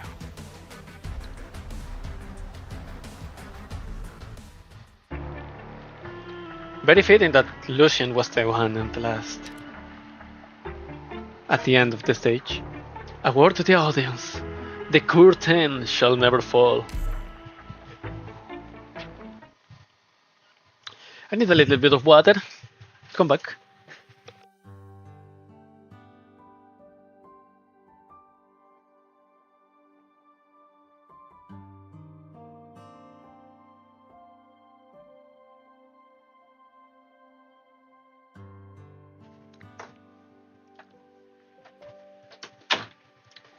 I'm back. Hey. Yeah. Molly, you have lost so much weight. I did spend 2 whole months in bed. I went looking for you once the blade stopped. When I saw medics carrying you out all covered in blood and you weren't moving, I thought you were dead. His singing voice is terrifying, but he only wanted to stop me. He didn't want to kill me. It definitely wasn't a coincidence that he bumped into Greta at the auction. Like she said, he had another motive to join the film crew. And what was that? He was looking for something that exists, something that's always with us, even though we know nothing about it. Okay, I knew he was a mysterious dude, but now I'm even more confused. But forget about him. I'm sorry for taking so long to come see you, mostly because they make it a real pain to file a visitation application for this place. I know, TP. That I used you and caused others to misunderstand you. Lucian was right. I was ignoring the truth in my hands. In my final moments of madness, I didn't even think of you. Listen to me, Molly. No matter what you went through, no matter what your goal, you hurt the people who were by your side practicing 24/7. You're a criminal, and I won't ever forgive you for that. But that doesn't mean I can also miss the times we all crash on the sofa to watch horror flicks, just the two of us. Wasn't that fun? Wasn't that, like, real? Yeah. When I was stuck in bed, my wounds hurt so bad I couldn't sleep. I kept recalling everything that happened. A whole night would pass, but only my pain was real. Honestly, it doesn't matter how absurd the story gets, or if we are all puppets of fate or whatever. It's not like I never had a choice. If only I focused more on the movies we were watching, instead of thinking about the truth I thought was real. Hatred, madness, blood, and puppets. I'm sorry, TP. If I'd met you earlier, maybe you wouldn't have even needed Laura. The final day of your trial is in 2 days, right? I talked to a few layers and it seems like... Don't let my ending bother you. The ward is nice here. He let me stay in the prison logistics department during these last few days to make stuff the prisoners can use. I'm not living like I was before, barely waiting in vain for the finale. Good, good. You're almost out of visiting time, so let's talk about happier stuff. What happened to the movie we all shot together?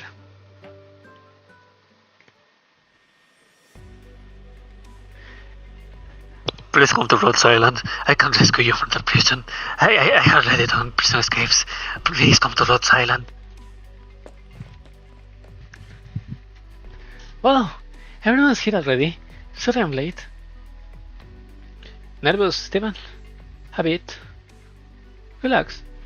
We shot the ridiculous finale and then it went to editing, color grading and music production. Everyone did their best to complete production in only 2 months. I'm glad we agreed on the title change, Steven. I should be thanking you again for your final performance inside the catastrophe. Otherwise, deleting those 3 words would have been nothing but pretentious navel gazing. Lady DuPont is by no means as attention-grabbing as the death of Lady DuPont, but let Greta worry about the marketing. There is no doubt in my mind that our new title suits the story best. But if the story is about Lady DuPont stopping being Lady DuPont and being herself, then maybe the death of Lady DuPont is more appropriate, right? Right, I'll handle it. I'll get Lady DuPont into theaters, then visit a police station to do what I have to do. Pinch me, I'm not seeing things, am I? Pinch you just snapped your shutter already. This is guaranteed to go on the front page tomorrow. How did an AGFF attack such a distinguished guest?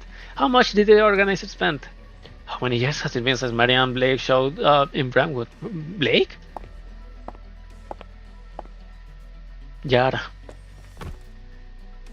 Grandma Yara. What do you mean by grandma? It's been a while. It's been a while, Tip. Judging by your outfit, let me guess what your role in this was. Script supervisor, prop master, stunt woman, or some kind of furniture city warrior. Background painter, of course. I have been in this crew for half a year and was even selected to join the Brentwood Studio Play Restoration project last week. The blade our crew rented got totally wrecked by the catastrophe, so the boss put me in charge of the design work once this rebuilt, and I have been like so busy. I see you finally figured out what you want to do. I told you before, didn't I? I love movies, every last part of them. And now I finally found out what my favorite part is. So, you don't plan on going back? I think you could keep shielding me from that old man. Tip, your grandfather may be an old friend of mine who used to be my finest partner in the industry, but that doesn't mean he'll let me tell him how to raise his grandkids. Just tell him the next time you have tea with him. We're all retired, aren't we, old chap? Why waste your time worrying about the little things? Please come to Rhodes Island. Granny, come to me, Granny. The wrinkler the raisin, the sweeter the fruit. Something like that. I know she didn't use any of your contacts, nor did she follow your plan to become a historical film director, but isn't she living it up in Wrangwood? Who knows, half the backdrops in town might be spray painted by your granddaughter one day. Alright, I recorded all that. I played it for him the next time we met. Oh, Grandma Yara! Fine, but I might not have the time to see your grandpa next time I'm in Colombia. Oh yeah, did you go all the way to Trimbilliton for some fresh air? Did you come back for Rhineland stuff? That's too many questions, Tip. Once the screening is done, I have to head over to Max DC to see the Vice President. So at least let me have a chat with an old friend, will you? Long time no see, Marianne. Just call me Yara. After so many years away from the silver screen, Marianne sounds like a stranger's name to me. Either way, I have to thank you, Yara. I'm sure you know that given my current reputation, I don't have much of an influence in the industry anymore. So without your help, the AGFF would never have allowed Lady Pond as a late submission. It was my pleasure. So, I must say, I had no idea that TV was actually. I would have helped you with or without her. I just watched the part with the catastrophe, and felt it'd be such a pity for the audience to miss out on the actress' performance. So I thought I'd do an old friend a favor. Don't start crying, please.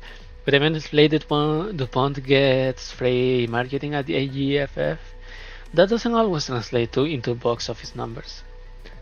Melanie, you know better than I that if Wrangwood were a person, he would be the most forgetful and least tolerant person there is. There's no guarantee that he'd accept a lover running back into his arms. Besides, you did destroy an entire plate. Even if the film is a smash hit, you might not make enough to pay for the damages. At least I did it, and I have no regrets. But rather than mulling over all that, I'd like to ask you a question. Go ahead. When you encountered a catastrophe while shooting the eternally shining star, the camera caught you as the storm nearly missed you.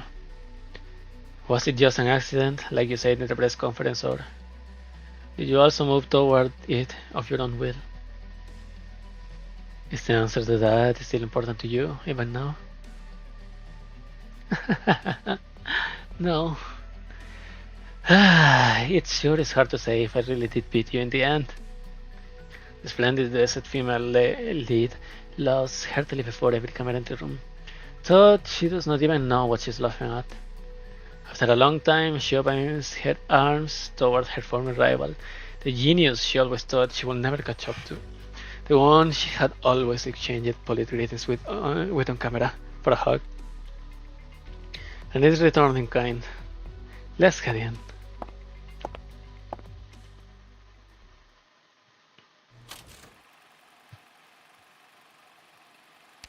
Give me a second.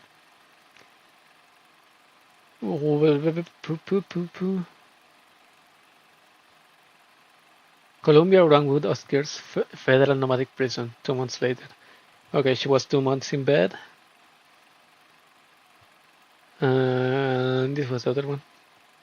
Columbia Central Wrangwood Avant-Garde Film Festival venue. 1 day ago. Oh! Melanie Rutherford as Lady DuPont.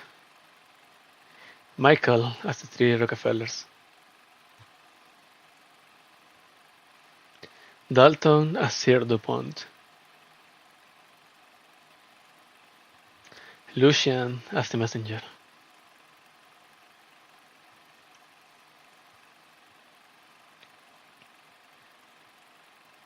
Producer Greta Stone. Director screenwriter Stephen Quay. Coordinator Shelley. Art department, Carl, Bob, Tippy, Jericho. Production, Abner, Leo. Costume department, Marion. Prop department, Moira.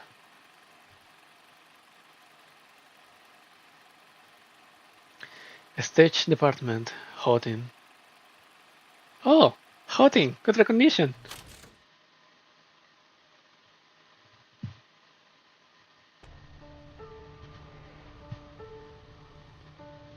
It's over. Yep. So on the film. I heard about what happened behind the scenes. The murders, the catastrophe, even the project management was a mess. So before I sat down to watch it, I thought the film couldn't possibly live up to all that, but an absurd noble marriage breakdown ended with a catastrophe. The plot twist made sense, but so many of the characters were just bizarre. It's hard to say if it's good or bad, but it's a lot to chew on. Same, to be honest. Story aside, even the production was pretty controversial. Like, the cinematography is inconsistent at times. The first part was shot meticulously like a serious historical drama, but it becomes rawer and rawer towards the end, especially the catastrophe scenes, where it's totally filmed like a documentary. It's definitely going to be polarizing. The fans will rate it highly, while the haters are going to hate it. But that's what makes it interesting, isn't it? Ranks would be getting more and more boring over the years, and that goes for AGFF films too. But this one, I'd buy a ticket to Lady DuPont. Let's see what the director and cast have to say during the post-screening round table. Oh yeah, I heard that unlucky looking girl in the front work on it too.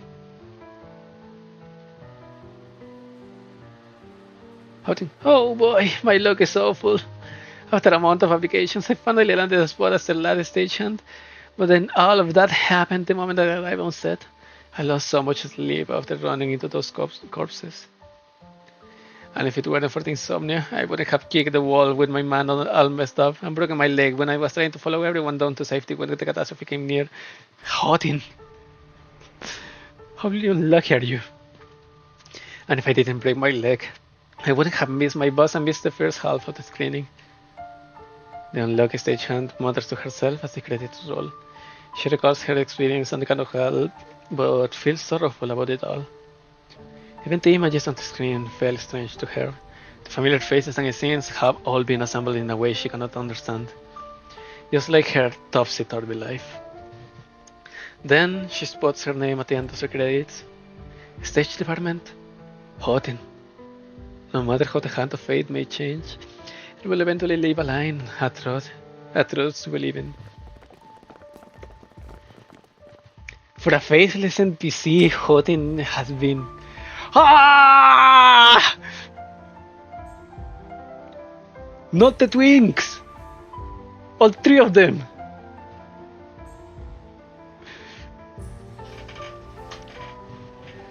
It's over. Aren't you taking part in the post-screening roundtable? I'm not with them. Besides, the two of you are here. True enough. Yes, it was wonderful, be it the film itself or otherwise. Lucian... Is he dead for good this time? Or is he still alive somehow? I have to think about that. What all you need to know, Shalem, is that you won't have to worry about shadows from the past invading your dreams, even when you're on Rhodes Island ever again. And playwright, you may write your scripts as you wish, about any topic in any style. The Crimson Troop is no more. You two are free. And you? You just said you have to think about this ending, which means you stuck on the past, correct? Drama never dies. So is the one sitting beside me right now no longer Blood Diamond, but Tragodia. It's not like you had paid a heavy price, Lucian. I wouldn't say so. If our previous attempts at escape or revenge were just scripts for us to follow, then now we can finally step into the future.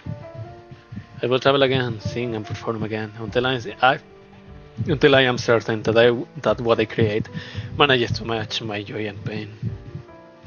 It could be a new troop or a new proposition, new adventures and new stories, or a much more dazzling tomorrow, a more tragic truth. Hey, Shalem. We're all buddies here. Would you like to lend him a hand? Lucian, are you sure about this? Of course. Those who have lost themselves in their haste. The ascetics who have closed off their senses and themselves. The light people who trudge through both highs and lows, and the creatures who chew under pain. This land has never lacked for actors.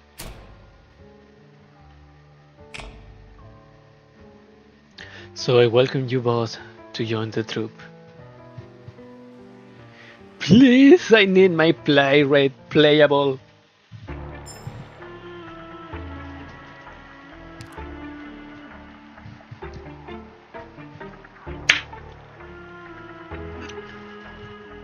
So, fascinating story.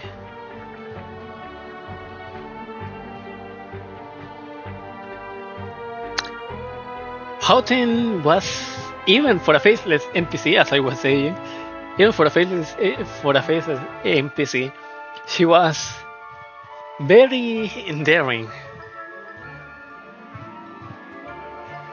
Like the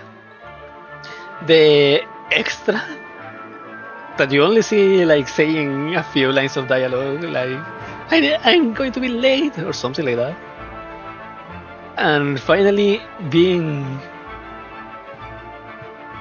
having accomplished a goal of being integrated screen integrate silver screen. And Moira, so beautiful, so filled with rage, hatred, pain. She would be a nice addition to the troupe, or on to Rhodes Island. But maybe I just have bad taste.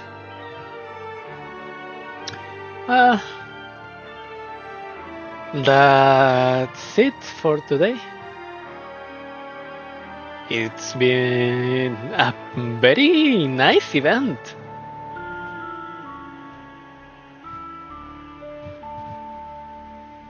And only 4 murders. Well, 5. Counting Laura. And all of the others that have been part of it, like, what was the name? The actress? No, Marianne. I forgot the name, it starts with them. And Greta she's turning herself. She's going to get the punishment that she knows that she deserves. And Melanie, well, she has found her climax. Maybe not as she liked, but she has found it. Stefan, the same. He's no longer waiting for the god of the cinema of theater to visit him.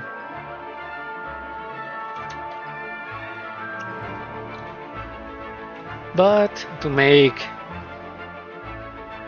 the world listen to his words with his own hands. And Lucian, Shalem, and Playwright are free for the shackles, but not from the pain. So, this has been Act or Die, an Arknights event, presented to you by yours truly, Equinox Eterna. Thank you for coming, thank you for watching, and I hope you come back in the next stream. Probably I'll rest tomorrow, and Wednesday I'll do the DFL event. So, that's it for today. Thank you, and goodbye.